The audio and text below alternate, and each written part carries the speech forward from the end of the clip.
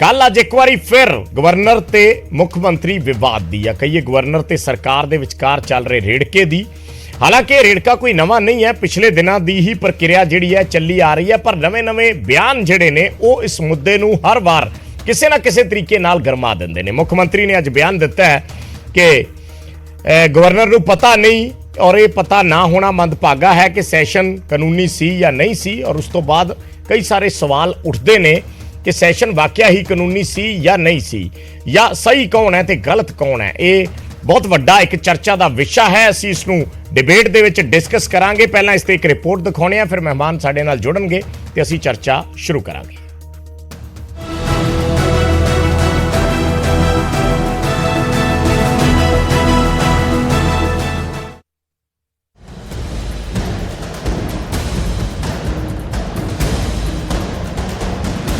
ਗੁਰਬਾਣੀ ਪ੍ਰਸਾਰਣ ਦਾ ਮੁੱਦਾ ਲਗਾਤਾਰ ਭਖਦਾ ਹੋਇਆ ਨਜ਼ਰ ਆ ਰਿਹਾ, ਜਿਸ ਨੂੰ ਲੈ ਕੇ ਮੁੱਖ ਮੰਤਰੀ ਤੇ ਗਵਰਨਰ ਆਮੋ ਸਾਹਮਣੇ ਨੇ। ਜਿੱਥੇ ਪਹਿਲਾਂ ਪਿਛਲੇ ਦਿਨੀ ਗਵਰਨਰ ਨੇ ਸੀਐਮ ਮਾਨ ਨੂੰ ਚਿੱਠੀ ਲਿਖੀ, ਸਿੱਖ ਗੁਰਦੁਆਰਾ ਸੋਧ ਬਿੱਲ ਸਣੇ 4 ਬਿੱਲਾਂ ਤੇ ਸਵਾਲ ਖੜੇ ਕੀਤੇ। ਸਰਕਾਰ ਵੱਲੋਂ ਬੁਲਾਏ ਗਏ ਵਿਸ਼ੇਸ਼ ਇਜਲਾਸ ਨੂੰ ਵੀ ਗੈਰ ਕਾਨੂੰਨੀ ਦੱਸਿਆ ਤਾਂ ਅੱਗੋਂ ਮੁੱਖ ਮੰਤਰੀ ਭਗਵੰਤ ਮਾਨ ਨੇ ਪਲਟਵਾਰ ਕੀਤਾ। ਸੀਐਮ ਨੇ ਕਿਹਾ ਕਿ ਮੰਦਭਾਗਾ ਹੈ ਕਿ ਗਵਰਨਰ ਨੂੰ ਨਹੀਂ ਪਤਾ ਕਿ ਸੈਸ਼ਨ ਲੀਗਲ ਸੀ ਜਾਂ ਇਲੀਗਲ। ਨਾਲ ਹੀ ਸੀਐਮ ਨੇ ਹਵਾਲਾ ਦਿੱਤਾ ਹੈ ਕਿ ਕੈਪਟਨ ਵੇਲੇ ਵੀ ਗਵਰਨਰ ਦੀ ਪਰਮਿਸ਼ਨ ਬਗੈਰ ਸੈਸ਼ਨ ਬੁਲਾਇਆ ਗਿਆ ਸੀ। ਇਹ ਬੜੀ ਮੰਦਭਾਗੀ ਗੱਲ ਹੈ ਕਿ ਪੰਜਾਬ ਦੇ ਗਵਰਨਰ ਨੂੰ ਇਹ ਨਹੀਂ ਪਤਾ ਕਿ ਸੈਸ਼ਨ ਜਿਹੜਾ ਹੈ ਉਹ ਲੀਗਲ ਸੀ ਜਾਂ ਇਲੀਗਲ ਸੀ। ਇਸ ਤੋਂ ਪਹਿਲਾਂ ਕੈਪਟਨ ਅਮਰਿੰਦਰ ਵਾਰੀ 2 ਵਾਰੀ ਇਦਾਂ ਹੋਇਆ ਸੀ ਕਿ ਪ੍ਰੋਰੋਗ ਨਹੀਂ ਹੋਇਆ ਸੀ ਸੈਸ਼ਨ ਤੇ ਦੁਬਾਰਾ ਬੁਲਾ ਲਿਆ ਗਿਆ ਸੀ ਗਵਰਨਰ ਦੀ ਪਰਮਿਸ਼ਨ ਤੋਂ ਬਿਨਾਂ। ਇਹ ਸੈਸ਼ਨ ਜਿਹੜਾ ਅਸੀਂ ਵੀ ਆਪਣੇ ਸੰਵਿਧਾਨ ਦੇ ਮਾਹਿਰਾਂ ਤੋਂ ਗੱਲ ਕਰਕੇ ਕੀਤਾ, ਕੱਚੀਆਂ ਗੋਲੀਆਂ ਨਹੀਂ ਖੇਡਦੇ ਮੈਮ। ਅਸੀਂ ਨਹੀਂ ਜਵਾਬ ਕੀ ਉਹਨਾਂ ਨੇ ਡਿਲੇ ਕਰਨਾ ਹੈ। ਦਰਅਸਲ ਪਹਿਲਾਂ ਮੁੱਖ ਮੰਤਰੀ ਨੇ ਗਵਰਨਰ ਨੂੰ ਪੱਤਰ ਲਿਖਿਆ, ਜਿਸ ਦੇ ਵਿੱਚ ਉਹਨਾਂ ਗਵਰਨਰ ਨੂੰ ਸਿੱਖ ਗੁਰਦੁਆਰਾ ਸੋਧ ਬਿੱਲ ਤੇ ਮੋਹਰ ਲਗਾਉਣ ਦੀ ਅਪੀਲ ਕੀਤੀ ਸੀ, ਜਿਸ ਤੇ ਗਵਰਨਰ ਨੇ ਜਵਾਬ ਦੇ ਵਿੱਚ ਕਿਹਾ ਸੀ ਕਿ ਤੁਸੀਂ ਇੱਕ ਵਿਸ਼ੇਸ਼ ਸਿਆਸੀ ਪਰਿਵਾਰ ਦੇ ਕੰਮਾਂ ਤੋਂ ਚਿੰਤਤ ਹੋ। ਮੈਂ ਕਾਨੂੰਨੀ ਸਲਾਹ ਲਈ ਸੈਸ਼ਨ ਤੇ ਬਿੱਲ ਕਾਨੂੰਨ ਦੀ ਉਲੰਘਣਾ ਹੈ। ਬਿੱਲਾਂ ਦੀ ਵੈਧਤਾ ਤੇ ਸ਼ੱਕ ਪੈਦਾ ਹੁੰਦਾ ਹੈ। ਮੈਂ ਅਟਾਰਨੀ ਜਨਰਲ ਦੀ ਰਾਏ ਜਾਂ ਰਾਸ਼ਟਰਪਤੀ ਨੂੰ ਭੇਜਣ ਤੇ ਵਿਚਾਰ ਕਰ ਰਿਹਾ ਹਾਂ। ਲੋਕਾਂ ਨੂੰ ਪ੍ਰਭਾਵਿਤ ਕਰਨ ਵਾਲੇ ਕਾਨੂੰਨ ਦੇ ਵਿੱਚ ਢੁਕਵੀਂ ਪ੍ਰਕਿਰਿਆ ਜ਼ਰੂਰੀ ਹੈ। ਤੁਸੀਂ ਭਰੋਸਾ ਰੱਖੋ, ਮੈਂ ਸੈਸ਼ਨ ਦੀ ਵੈਧਤਾ ਪਰਖ ਕੇ ਬਿੱਲਾਂ ਤੇ ਕਾਨੂੰਨ ਦੇ ਮੁਤਾਬਿਕ ਐਕਸ਼ਨ ਲਵਾਂਗਾ। ਜ਼ਿਕਰਯੋਗ ਹੈ ਕਿ ਮਾਨ ਸਰਕਾਰ ਦੇ ਵੱਲੋਂ ਸਿੱਖ ਗੁਰਦੁਆਰਾ ਸੋਧ ਬਿੱਲ ਲਿਆਂਦਾ ਗਿਆ, ਜਿਸ ਦੇ ਵਿੱਚ ਇਸ ਗੱਲ ਦਾ ਜ਼ਿਕਰ ਹੈ ਕਿ ਗੁਰਬਾਣੀ ਦੇ ਲਾਈਵ ਪ੍ਰਸਾਰਣ ਦੇ ਲਈ ਕਿਸੇ ਵੀ ਟੈਂਡਰ ਦੀ ਜ਼ਰੂਰਤ ਨਹੀਂ ਹੋਵੇਗੀ ਤੇ ਕੋਈ ਵੀ ਚੈਨਲ ਮੁਫਤ ਦੇ ਵਿੱਚ ਪ੍ਰਸਾਰਣ ਕਰ ਸਕੇਗਾ। ਪਰ ਇਸ ਬਿੱਲ ਤੇ ਅਜੇ ਮੋਹਰ ਲੱਗਣੀ ਬਾਕੀ ਹੈ ਤੇ ਸਵਾਲ ਬਰਕਰਾਰ ਹੈ ਕਿ ਆਖਰ ਬਿੱਲ ਤੋਂ ਐਕਟ ਬਣੇਗਾ ਕਦੋਂ। ਚੰਡੀਗੜ੍ਹ ਤੋਂ Aman Bhardwaj, news 18 Punjab. Special session ਦੇ ਮੁੱਦੇ ਤੇ ਕੌਣ ਸਹੀ ਹੈ ਕੌਣ ਗਲਤ ਹੈ, ਇਹ ਬੜਾ ਵੱਡਾ ਸਵਾਲ ਹੈ। ਕਾਨੂੰਨ ਤੇ ਸੰਵਿਧਾਨ ਦੀ ਉਲੰਘਣਾ ਕੌਣ ਕਰ ਰਿਹਾ? ਕੀ ਵਾਕਿਆ ਹੀ ਜਿਹੜੇ ਬਿੱਲ ਪੈਂਡਿੰਗ ਪਏ ਨੇ ਉਹ ਬਿੱਲ ਲਟਕਾਉਣ ਦੇ ਲਈ ਗਵਰਨਰ ਨੇ ਸੈਸ਼ਨ ਤੇ ਸਵਾਲ ਚੱਕੇ ਨੇ, ਜੋ ਮੁੱਖ ਮੰਤਰੀ ਕਹਿ ਰਹੇ ਨੇ? ਕਿ ਪਿਛਲੀ ਸਰਕਾਰ ਵੇਲੇ ਸੈਸ਼ਨ ਨੂੰ ਮਨਜ਼ੂਰੀ ਦੇਣ ਲਈ ਨਿਯਮ ਕੁਝ ਵੱਖਰੇ ਸੀ ਔਰ ਅਸੀਂ ਕੱਚੀਆਂ ਗੋਲੀਆਂ ਨਹੀਂ ਖੇਡੇ? ਇਸ ਬਿਆਨ ਦੇ ਮਾਇਨੇ ਕੀ ਨੇ?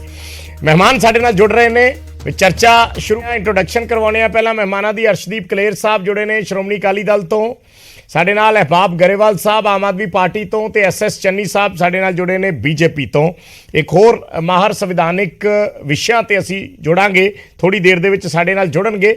ਸ਼ੁਰੂਆਤ ਕਰਦੇ ਹਾਂ ਕਲੇਰ ਸਾਹਿਬ, ਮੈਂ ਸ਼ੁਰੂਆਤ ਤੁਹਾਡੇ ਤੋਂ ਕਰਨੀ ਚਾਹੂੰਗਾ। ਤੁਸੀਂ ਇੱਕ ਵਕੀਲ ਵੀ ਹੋ ਔਰ ਇਸ ਤਰ੍ਹਾਂ ਦੇ ਮੁੱਦੇ ਜਿਹੜੇ ਹੁੰਦੇ ਆ ਇਹਨਾਂ ਦੀਆਂ ਟੈਕਨੀਕੈਲਿਟੀਜ਼ ਨੂੰ ਸਮਝਣਾ ਬੜਾ ਔਖਾ ਹੁੰਦਾ ਹੈ। ਕਈ ਵਾਰੀ ਤੁਸੀਂ ਬਿਆਨ ਤੇ ਫੋਕਸ ਕਰ ਜਾਂਦੇ ਹੋ ਪਰ ਅਸਲ ਦੇ ਵਿੱਚ ਜੇ ਉਹਦੇ ਪਿੱਛੇ ਤਕਨੀਕੀ ਪੱਖ ਬਹੁਤ ਸਾਰੇ ਛਿਪੇ ਹੁੰਦੇ ਨੇ। ਔਰ ਦੂਸਰੀ ਗੱਲ, ਜੇ ਬਤੌਰ ਵਿਰੋਧੀ ਧਿਰ, ਜੇ ਬਤੌਰ ਅਕਾਲੀ ਦਲ ਦੇ ਨੁਮਾਇੰਦੇ ਵੀ ਮੈਂ ਤੁਹਾਨੂੰ ਪੁੱਛਾਂ ਤਾਂ ਤੁਸੀਂ ਇਸ ਨੂੰ ਜੇ ਅਪੋਜ਼ ਕਰਦੇ ਹੋ ਇਸ ਗੱਲ ਨੂੰ ਜੋ ਸੀਐਮ ਕਹਿ ਰਹੇ ਨੇ ਵੀ ਨਹੀਂ ਜੀ ਇਹ ਗਲਤ ਹੈ, ਤਾਂ ਟੈਕਨੀਕਲੀ ਕਿਸ ਤਰੀਕੇ ਨਾਲ ਕਰੋਗੇ? ਵਿਜੇਪਾਲ ਜੀ, ਅੱਜ ਜੋ ਪੰਜਾਬ ਦੇ ਹਾਲਾਤ ਨੇ ਔਰ ਪੰਜਾਬ ਦੇ ਵਿੱਚ ਖੁੰਡ ਚਰਚਾ ਹੈ, ਉਹਦੇ 'ਚ ਇੱਕ ਸਭ ਤੋਂ ਵੱਡਾ ਚਿੰਤਾ ਦਾ ਵਿਸ਼ਾ ਇਹ ਹੈ ਕਿ ਜਦ ਦੇ ਭਗਵੰਤ ਮਾਨ ਸਾਹਿਬ ਪੰਜਾਬ ਦੇ ਮੁੱਖ ਮੰਤਰੀ ਬਣੇ ਨੇ, ਇਹਨਾਂ ਨੇ ਮੁੱਖ ਮੰਤਰੀ ਦੇ ਅਹੁਦੇ ਦੀ ਜਿਹੜੀ ਇੱਕ ਗਰਮਾ ਹੁੰਦੀ ਹੈ ਉਹਨੂੰ ਬਹੁਤ ਨੀਚੇ ਕਰਤਾ। ਮੁੱਖ ਮੰਤਰੀ ਸਾਹਿਬ ਲਗਾਤਾਰ ਪਬਲਿਕਲੀ ਝੂਠ ਬੋਲਦੇ ਨੇ। ਮੈਂ ਮੁੱਖ ਮੰਤਰੀ ਸਾਹਿਬ ਨੂੰ ਦੱਸਣਾ ਚਾਹੁੰਦਾ ਵੀ ਅੱਜ ਤੱਕ ਕਦੇ ਪੰਜਾਬ ਦੀ ਵਿਧਾਨ ਸਭਾ 'ਚ ਇਸ ਤਰੀਕੇ ਨਾਲ ਨਹੀਂ ਹੋਇਆ ਕਿ ਕਿਸੇ ਸੈਸ਼ਨ ਨੂੰ ਆਪਾਂ ਰੈਮਨੈਂਟ ਰੱਖ ਲਈਏ ਤੇ ਫਿਰ ਉਹਨੂੰ ਦੁਬਾਰਾ ਆਪਾਂ ਕਹੇ ਕਿ ਬਿਨਾਂ ਪਰਮਿਸ਼ਨ ਤੋਂ ਅਸੀਂ ਬਹਿ ਜਾਈਏ। ਅੱਜ ਤੱਕ ਜਿੰਨੇ ਪੰਜਾਬ ਦੀ ਵਿਧਾਨ ਸਭਾ ਨੇ ਸੈਸ਼ਨ ਲਾਏ ਨੇ, ਸਪੈਸ਼ਲ ਸੈਸ਼ਨ, ਉਹ ਪਰਮਿਸ਼ਨ ਦੇ ਨਾਲ ਲੱਗਦੇ ਨੇ। ਔਰ ਜਿਹੜਾ ਇਹ ਵਿਧਾਨ ਸਭਾ ਦਾ ਸੈਸ਼ਨ ਲਾਇਆ ਮੁੱਖ ਮੰਤਰੀ ਭਗਵੰਤ ਮਾਨ ਨੇ, ਇਹ ਜਿਹੜਾ ਬਜਟ ਸੈਸ਼ਨ ਸੀ ਉਹਨੂੰ ਰੈਮੀਨੈਂਟ ਰੱਖਿਆ ਗਿਆ, ਉਸ ਤੋਂ ਬਾਅਦ ਉਹਨੂੰ ਅੱਗੇ ਚਾਲੂ ਕਰਤਾ, ਪਰ ਉਹਦੇ ਚ ਬਜਟ ਦੀ ਇੱਕ ਵੀ ਗੱਲ ਨਹੀਂ ਕੀਤੀ ਕੀ ਸਿਆਸਤ। ਮੈਂ ਸਿਰਫ ਤੁਹਾਡਾ 2 ਮਿੰਟ ਲਵਾਂਗਾ, ਮੈਂ ਦੱਸੂ ਮੁੱਖ ਮੰਤਰੀ ਨੇ ਕੀਤਾ ਕੀ। ਪਹਿਲਾਂ ਤਾਂ ਤੁਸੀਂ ਇੱਕ ਰੈਮੀਨੈਂਟ ਸੈਸ਼ਨ ਨੂੰ ਚਲਾਇਆ, ਉਹਨੂੰ ਲਿਆ ਕੇ ਬਜਟ ਦਾ ਕੋਈ ਕੰਮ ਨਹੀਂ ਕੀਤਾ, ਉਹਦੇ ਚ ਫਰਜ਼ੀ ਬਿੱਲ ਲਿਆ ਕੇ ਪਾਸ ਕੀਤੇ। ਹੁਣ ਫਰਜ਼ੀ ਕਿਉਂ ਕਹਿਣਾ ਪੈਂਦਾ? ਤੁਸੀਂ ਕਰ ਕੀ ਰਹੇ ਹੋ? ਸਟੇਟ ਦੀ ਵਿਧਾਨ ਸਭਾ ਸੈਂਟਰਲ ਐਕਟ ਦੇ ਵਿੱਚ ਅਮੈਂਡਮੈਂਟ ਕਰ ਰਹੀ ਹੈ। ਮੈਂ ਬਿੱਲਾਂ ਤੇ ਬਾਅਦ ਚ ਆਉਣਾ, ਆਪਾਂ ਟੈਕਨੀਕੈਲਿਟੀਜ਼ ਤੁਸੀਂ ਇੱਕ ਵਾਰੀ ਕਲੀਅਰ ਕਰ ਦਿਓ। ਬਿੱਲਾਂ ਤੇ ਮੈਂ ਬਾਅਦ ਚ ਟੈਕਨੀਕੈਲਿਟੀਜ਼ ਗੱਲ ਕਰ ਰਿਹਾ ਜੀ। ਜਦੋਂ ਤੁਹਾਡੇ ਕੋਲ ਕਿਸੇ ਚੀਜ਼ ਦਾ ਇਖਤਿਆਰ ਹੀ ਨਹੀਂ, ਬਿੱਲ ਸੈਕੰਡ ਇਸ਼ੂ ਹੈ, ਬਿੱਲਾਂ ਤੇ ਆਪਾਂ ਆਉਣੇ ਆ। ਉਹਦੇ ਚ ਤੁਸੀਂ ਬਿੱਲ ਦੂਜੇ ਲਿਆ ਕੇ ਪਾਸ ਕਰ ਲਏ, ਉਹ ਬਿੱਲਾਂ ਦੇ ਵਿੱਚ ਤੁਸੀਂ ਜਿਹੜੇ ਸੈਂਟਰਲ ਐਕਟ ਆ ਉਹਨੂੰ ਤੁਸੀਂ ਅਮੈਂਡ ਕਰ ਰਹੇ ਹੋ, ਫਲੋਰ ਆਫ ਦਾ ਹਾਊਸ ਤੇ ਲਗਾਤਾਰ ਉਹਦੇ ਸੈਕਸ਼ਨਸ ਬਾਰੇ ਝੂਠ ਬੋਲ ਰਹੇ ਹੋ। ਸੋ ਮੁੱਖ ਮੰਤਰੀ ਭਗਵੰਤ ਮਾਨ ਸਾਹਿਬ ਨੂੰ ਚਾਹੀਦਾ, ਪਹਿਲਾਂ ਮੈਨੂੰ ਲੱਗਦਾ ਕਿ ਬਤੌਰ ਮੁੱਖ ਮੰਤਰੀ 5-7 ਦਿਨ ਆਪਣੇ ਕਾਨੂੰਨੀ ਸਲਾਹਕਾਰਾਂ ਨਾਲ ਬੈਠ ਜਾਣ, ਉਹਨਾਂ ਤੋਂ ਡੂਜ਼ ਐਂਡ ਡੋਂਟ ਸਿੱਖ ਲੈਣ, ਫਿਰ ਜੋ ਮਰਜ਼ੀ ਕਰਨ। ਸਾਨੂੰ ਕੋਈ ਮੁੱਖ ਮੰਤਰੀ ਸਾਹਿਬ ਦੀ ਉਸ ਤੇ ਨਹੀਂ, ਮੁੱਖ ਮੰਤਰੀ ਸਾਹਿਬ ਦੇ ਆਪਦੇ ਇਖਤਿਆਰ ਖੇਤਰ ਨੇ, ਪਰ ਸੰਵਿਧਾਨ ਸਮਝਣਾ ਬਹੁਤ ਜ਼ਰੂਰੀ ਹੈ।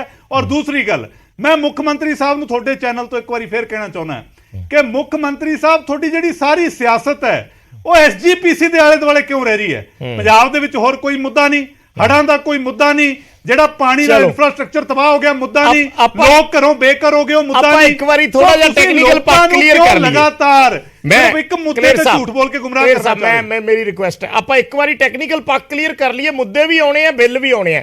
ਗਰੇਵਾਲ ਸਾਹਿਬ, ਜਿਹੜੀ ਗੱਲ ਇਹਨਾਂ ਨੇ ਕੀਤੀ ਹੈ, ਕਲੇਰ ਸਾਹਿਬ ਹੋਰਾਂ ਨੇ, ਕਿ ਟੈਕਨੀਕੈਲਿਟੀਜ਼ ਦਾ ਜਿਹੜਾ ਮੈਂ ਜ਼ਿਕਰ ਕੀਤਾ ਸੀ ਕਿ ਸੈਸ਼ਨ 2 ਤਰੀਕੇ ਨੇ, ਸਪੈਸ਼ਲ ਸੈਸ਼ਨ ਬੁਲਾਉਣਾ ਤਾਂ ਵੀ ਮਨਜ਼ੂਰੀ ਲਈ ਜਾਂਦਾ, ਪਰ ਤੁਸੀਂ ਜਦੋਂ ਉਸ ਨੂੰ ਕੰਟੀਨਿਊ ਰੱਖਦੇ ਹੋ, ਜਦੋਂ ਉਸ ਦੀ ਕਾਰਵਾਈ ਨੂੰ ਉਠਾਉਂਦੇ ਨਹੀਂ ਤਾਂ ਫਿਰ ਉਸ ਨੂੰ ਚਲਾ ਲੈਂਦੇ ਹੋ। ਜਿਹੜੀ ਇਹ ਵਾਲਾ ਸਪੈਸ਼ਲ ਸੈਸ਼ਨ ਬੁਲਾਇਆ ਗਿਆ, ਇਹ ਉਸੇ ਦੀ ਕੰਟੀਨਿਊਟੀ ਦੇ ਵਿੱਚ ਬੁਲਾਇਆ ਗਿਆ। ਸੋ ਕਿਵੇਂ ਤੁਸੀਂ ਇਸ ਨੂੰ ਜਸਟੀਫਾਈ ਕਰੋਗੇ? ਬਰਾੜ ਸਾਹਿਬ, ਪਹਿਲਾਂ ਇੱਕ ਛੋਟੀ ਜਿਹੀ ਸਟੇਟਮੈਂਟ ਜੀ। ਬਿਲਕੁਲ, ਇਹ ਕਹਿੰਦੇ ਗਰਿਮਾ ਨਹੀਂ ਰੱਖਦੇ ਮਾਨ ਸਾਹਿਬ। ਹਾਂ, ਇਹਨਾਂ ਦੇ ਹਿਸਾਬ ਨਾਲ ਗਰਿਮਾ ਹੁੰਦੀ ਹੈ ਜਦੋਂ ਹੈਲੀਕਾਪਟਰ 'ਚ ਬੰਦਾ ਉੱਤੋਂ ਲੰਘ ਜਾਂਦਾ। ਉਹ ਵਿਚਾਰੇ ਸਾਰੇ ਪੰਜਾਬ 'ਚ ਫਿਰੇ ਨੇ ਨੰਗੇ ਪੈਰੀ, ਚਲੋ ਕੋਈ ਗੱਲ ਨਹੀਂ, ਸਾਡੀ ਗਰਿਮਾ ਹੋਰ ਹੈ ਜੀ, ਪਹਿਲੀ ਗੱਲ।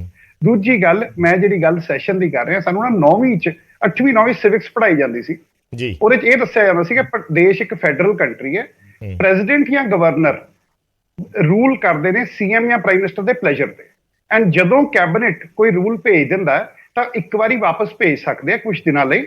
ਉਸ ਤੋਂ ਬਾਅਦ ਮਾੜਾ ਮੋਟਾ ਅੜਚਨ ਪਾਉਣ ਦਾ ਕੋਈ ਤਰੀਕਾ ਕਿ ਪ੍ਰੈਜ਼ੀਡੈਂਟ ਨੂੰ ਭੇਜ ਦਈਏ, ਫਲਾਣਾ ਕਰ ਲਈਏ, they can sit over it, but elected ਲੋਕਾਂ ਦੀ ਮਰਜ਼ੀ ਚੱਲਦੀ ਹੈ, ਪਹਿਲੀ ਗੱਲ। ਦੂਜੀ ਗੱਲ, ਪੰਜਾਬ 'ਚ ਮੈਂ ਅਨੇਕਾਂ ਮੌਕੇ ਇਹੋ ਜਿਹੇ ਗਿਣਾ ਦਿੰਦਾ ਜਦੋਂ ਚੁਣੀਆਂ ਹੋਈਆਂ ਸਰਕਾਰਾਂ, ਬਰਨਾਲਾ ਸਰਕਾਰ, ਬਾਦਲ ਸਰਕਾਰ, ਕੈਪਟਨ ਸਰਕਾਰ, ਬਿਆਨ ਸਿੰਘ ਸਰਕਾਰ, ਚੁਣੀਆਂ ਹੋਈਆਂ ਸਰਕਾਰਾਂ ਨੇ ਇਹੋ ਜਿਹੇ ਸੈਸ਼ਨ ਬੁਲਾਏ ਨੇ, ਗਵਰਨਰਸ ਨੇ ਬਾਅਦ 'ਚੋਂ ਅਸੈਂਟ ਦਿੱਤਾ ਐਂਡ ਕੋਈ ਰੌਲਾ ਨਹੀਂ ਹੋਇਆ। ਹੁਣ ਜਿਹੜੇ ਆਪਣੇ ਗਵਰਨਰ ਸਾਹਿਬ ਨੇ, BJP ਚਲਾਉਂਦੀ ਹੈ ਜੀ ਡਬਲ ਇੰਜਨ। ਜਦੋਂ ਗਵਰਨਰ ਸਾਹਿਬ, ਤੁਹਾਨੂੰ ਮਨੀਪੁਰ ਦੇ ਗਵਰਨਰ ਦਾ ਨਾਮ ਪਤਾ? ਮੈਨੂੰ ਤਾਂ ਪਤਾ ਨਹੀਂ।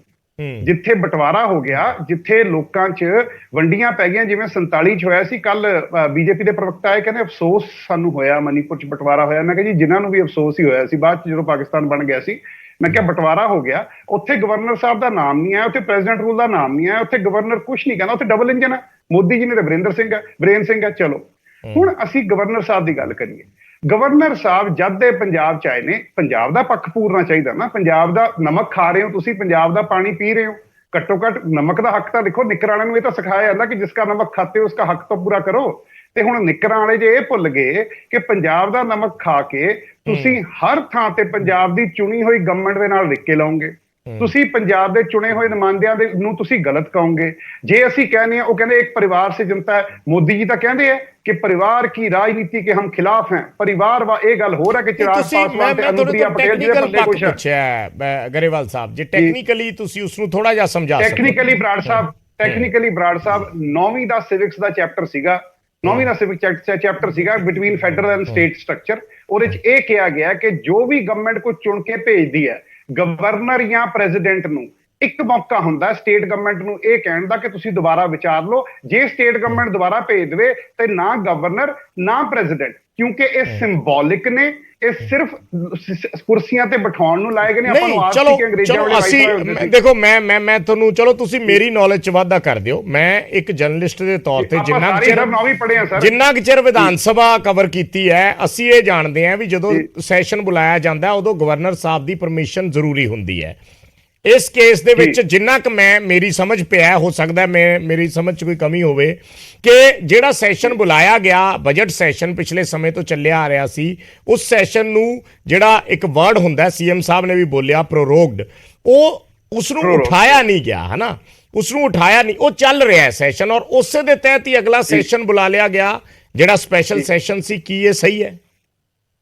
ਨਹੀਂ, ਮਰਜ਼ੀ ਜ਼ਰੂਰੀ ਨਹੀਂ ਹੁੰਦੀ, ਗਵਰਨਰ ਸਾਹਿਬ ਨੂੰ ਇਨਫੋਰਮ ਕਰਨਾ ਜ਼ਰੂਰੀ ਹੁੰਦਾ ਹੈ। ਚਲੋ ਜਦੋਂ ਪਾਣੀ ਦਾ, ਜਦੋਂ ਕੈਪਟਨ, ਹਾਂਜੀ ਇਨਫੋਰਮ ਅਸੀਂ ਕੀਤਾ, ਜਦੋਂ ਕੈਪਟਨ ਸਾਹਿਬ ਪਾਣੀ ਦੇ ਰਖਵਾਲੇ ਬਣੇ ਸੀ ਉਦੋਂ ਵੀ ਇਹਨਾਂ ਨੇ ਇਨਫੋਰਮ ਕੀਤਾ ਸੀ। ਜਦੋਂ ਅਨੰਦਪੁਰ ਸਾਹਿਬ ਮਤਾ ਪਾ ਕੇ ਅਕਾਲੀ ਵਾਪਸ ਆਏ ਸੀ ਉਦੋਂ ਵੀ ਗਵਰਨਰ ਨੂੰ ਇਨਫੋਰਮ ਕੀਤਾ। ਗਵਰਨਰ ਤਾਂ ਦਿੱਲੀ ਦਾ ਨੁਮਾਇੰਦਾ ਹੈ ਜੀ, ਦਿੱਲੀ ਨਾਲ ਤਾਂ ਸਾਡਾ ਹਮੇਸ਼ਾ ਤੋਂ 36 ਦਾ ਅੰਕੜਾ ਰਿਹਾ। ਇਨਫੋਰਮ ਕਰਨਾ ਜ਼ਰੂਰੀ ਹੁੰਦਾ, ਅਸੀਂ ਇਨਫੋਰਮ ਕਰਤਾ, ਐਂਡ ਉਹਨਾਂ ਕੋਲ ਰਾਈਟ ਹੀ ਨਹੀਂ ਕਿ ਨਾ ਕਰ ਸਕਣ। ਇਲੀਗਲ ਹੈ, ਫਲਾਣਾ ਹੈ। ਤੁਸੀਂ ਇੱਕ ਪਰਿਵਾਰ ਨੂੰ ਬਚਾਉਣਾ, ਇੱਕ ਪਰਿਵਾਰ ਦੇ ਰਾਈਟਸ ਬਚਾਉਣੇ ਆ, ਤੁਸੀਂ ਅੱਧੋ ਵੱਧ ਸੀਟਾਂ ਕਰਨੀਆਂ, ਤੁਸੀਂ ਸਿੱਧਾ ਕਹਿ ਦਿਓ, ਸਿੱਧਾ ਕਹਿ ਦਿਓ ਕਿ ਅਸੀਂ ਪਰਿਵਾਰਵਾਦ ਪ੍ਰਮੋਟ ਕਰਨਾ ਪੰਜਾਬ ਚ, ਨਾਲੇ ਧਰਮ ਦੀ ਰਾਜਨੀਤੀ, ਧਰਮ ਦੀ ਰਾਜਨੀਤੀ ਵੀ ਪ੍ਰਮੋਟ ਕਰਨੀ। ਮੈਂ ਚੰਨੀ ਸਾਹਿਬ ਕੋਲ ਜਾਣਾ, ਕਲੇਰ ਸਾਹਿਬ ਕੁਝ ਐਡ ਕਰਨਾ ਚਾਹ ਰਹੇ ਮੈਂ ਦੋ ਗੱਲਾਂ ਹੈ ਬਾਬ ਗਰੇਵਾਲ ਸਾਹਿਬ ਨੂੰ ਜਵਾਬ ਦੇਣੀ ਚਾਹੁੰਦਾ, ਸਿਰਫ ਦੋ ਗੱਲਾਂ ਤੇ। ਦੇਖੋ, ਪਹਿਲੀ ਗੱਲ, ਗਰੇਵਾਲ ਸਾਹਿਬ ਕਹਿੰਦੇ ਜੀ ਪਹਿਲਾ ਮੁੱਖ ਮੰਤਰੀ ਹੈ ਜਿਹੜਾ ਪੈਰ ਲੋਕਾਂ ਦੇ ਵਿੱਚ ਤੁਰਿਆ ਫਿਰਦਾ ਹੈ। ਦੋ ਜਗ੍ਹਾ ਭਗਵੰਤ ਮਾਨ ਸਾਹਿਬ ਗਏ, ਦੋਏ ਜਗ੍ਹਾ ਲੋਕਾਂ ਨੇ, ਮੀਡੀਆ ਨੇ ਵੀ ਰਿਕਵਰ ਕੀਤਾ, ਲੋਕਾਂ ਨੇ ਇਹ ਗੱਲ ਕਹੀ ਸਾਹਿਬ ਮੇਰਾ ਇੱਕ ਮਿੰਟ, ਮੇਰਾ ਟੈਕਨੀਕਲ ਵਾਲਾ ਪੁਆਇੰਟ ਬਰਾੜ ਸਾਹਿਬ ਇੱਕ ਮਿੰਟ ਡੀਰੇਲ ਹੋ ਜਾਏਗਾ। ਨਹੀਂ ਡੀਰੇਲ ਨਹੀਂ ਹੁੰਦਾ, ਤੁਸੀਂ ਬਰਾੜ ਸਾਹਿਬ ਇੱਕ ਮਿੰਟ ਜੀ ਗੱਲ ਕਰਨ ਦਿਓ, ਉਹਨਾਂ ਨੇ ਸਾਨੂੰ ਬੋਲਣ ਦਿਓ। ਦੋਏ ਜਗ੍ਹਾ ਲੋਕਾਂ ਨੇ ਕਿਹਾ ਕਿ ਬਾਦਲ ਸਾਹਿਬ ਤੇ ਮੈਨੂੰ ਜ਼ਿਆਦਾ ਬਹਿੰਦੇ ਰਹੇ ਨੇ। ਔਰ ਦੂਜੀ ਗੱਲ ਕਰਦੇ ਫੈਡਰਲਿਜ਼ਮ ਦੀ, ਤਾਂ ਫਿਰ ਯੂਸੀਸੀ ਤੇ ਦੱਸੋ ਜੀ, ਇਨ ਪ੍ਰਿੰਸੀਪਲ ਕਿਵੇਂ ਨਹੀਂ, ਹੁਣ ਯੂਸੀ ਮੈਂ ਨਹੀਂ ਜਾਣਾ, ਇਹ ਫੈਡਰਲਿਜ਼ਮ ਦੀ ਗੱਲ ਕਰਦੇ ਹੋ, ਫਿਰ ਯੂਸੀਸੀ ਕਿਵੇਂ ਸਪੋਰਟ ਕਰ ਸਕਦੇ? ਗਰੇਵਾਲ ਸਾਹਿਬ, ਆਮ ਆਦਮੀ ਪਾਰਟੀ ਸਰਕਾਰ, ਪਲੀਜ਼ ਕਲੇਰ ਸਾਹਿਬ, ਨਹੀਂ ਤੁਸੀਂ ਏਦਾਂ, ਪਲੀਜ਼ ਮੇਰੀ ਰਿਕੁਐਸਟ ਹੈ, ਏਦਾਂ ਨਾ ਉਹਨੂੰ ਆਪਾਂ ਇੱਕ ਵਾਰੀ ਟੈਕਨੀਕਲ ਵਾਲਾ ਪੁਆਇੰਟ ਘੱਟੋ ਘੱਟ ਕਲੀਅਰ ਤੇ ਕਰ ਲਈਏ ਨਾ ਜੀ। ਜੇ ਕੋਈ ਬੰਦਾ ਸੁਣਦਾ ਹੈ ਕਿ ਕੀ ਕਹਿ ਰਹੇ ਨੇ ਤਾਂ ਉਹਨੂੰ ਇਸ਼ੂ ਤੇ ਕਲੀਅਰ ਹੋਵੇ।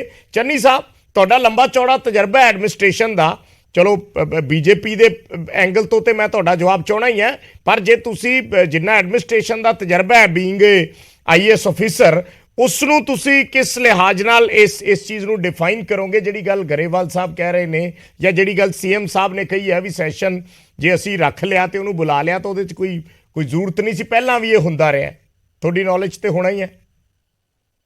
ਦੇਖੋ ਵਿਜੇਪਾਲ, ਗੱਲ ਇਹ ਹੈਗੀ ਹੈ ਕਿ ਜਿਹੜਾ ਸੈਸ਼ਨ ਹੁੰਦਾ ਨਾ, ਇੱਕ ਤਾਂ ਜਿਵੇਂ ਬਹੁਤ ਟੈਂਪਰੇਰੀ ਆਪਾਂ ਅਡਜਰਨਮੈਂਟ ਹੁੰਦੀ ਹੈ ਜੀ, ਜਿਵੇਂ ਸਪੀਕਰ ਕਹਿੰਦਾ ਵੀ ਕਾਲਰ ਆਪਾਂ ਬਹੁਤ ਬਹਿ ਗਿਆ, ਸੈਸ਼ਨ ਜਿਹੜਾ ਸੈਸ਼ਨ ਹੈ ਅਡਜਰਨ ਕੀਤਾ ਜਾਂਦਾ, ਦੁਬਾਰਾ 2 ਵਜੇ ਮਿਲੇਗਾ, 3 ਵਜੇ ਮਿਲੇਗਾ, 4 ਵਜੇ ਮਿਲੇਗਾ, ਠੀਕ ਹੈ, ਕਾਲਰ ਆਪਾਂ ਪੈ ਜਾਂਦਾ। ਇੱਕ ਹੁੰਦਾ ਜਿਹੜਾ ਸੈਸ਼ਨ ਸਾਈਨੇਡਾਈ ਅਡਜਰਨ ਹੋ ਜਾਂਦਾ ਜੀ, ਉਹਦੀ ਡੇਟ ਨਹੀਂ ਦੱਸੀ ਜਾਂਦੀ, ਔਰ ਉਹ ਕਿਸੇ ਵੀ ਵੇਲੇ ਸੈਸ਼ਨ ਦੁਬਾਰਾ ਬੁਲਾਇਆ ਜਾ ਸਕਦਾ, ਠੀਕ ਹੈ, ਉਹਦੇ ਤੇ ਕਿਸੇ ਦੀ ਪਰਮਿਸ਼ਨ ਦੀ ਲੋੜ ਨਹੀਂ ਹੁੰਦੀ।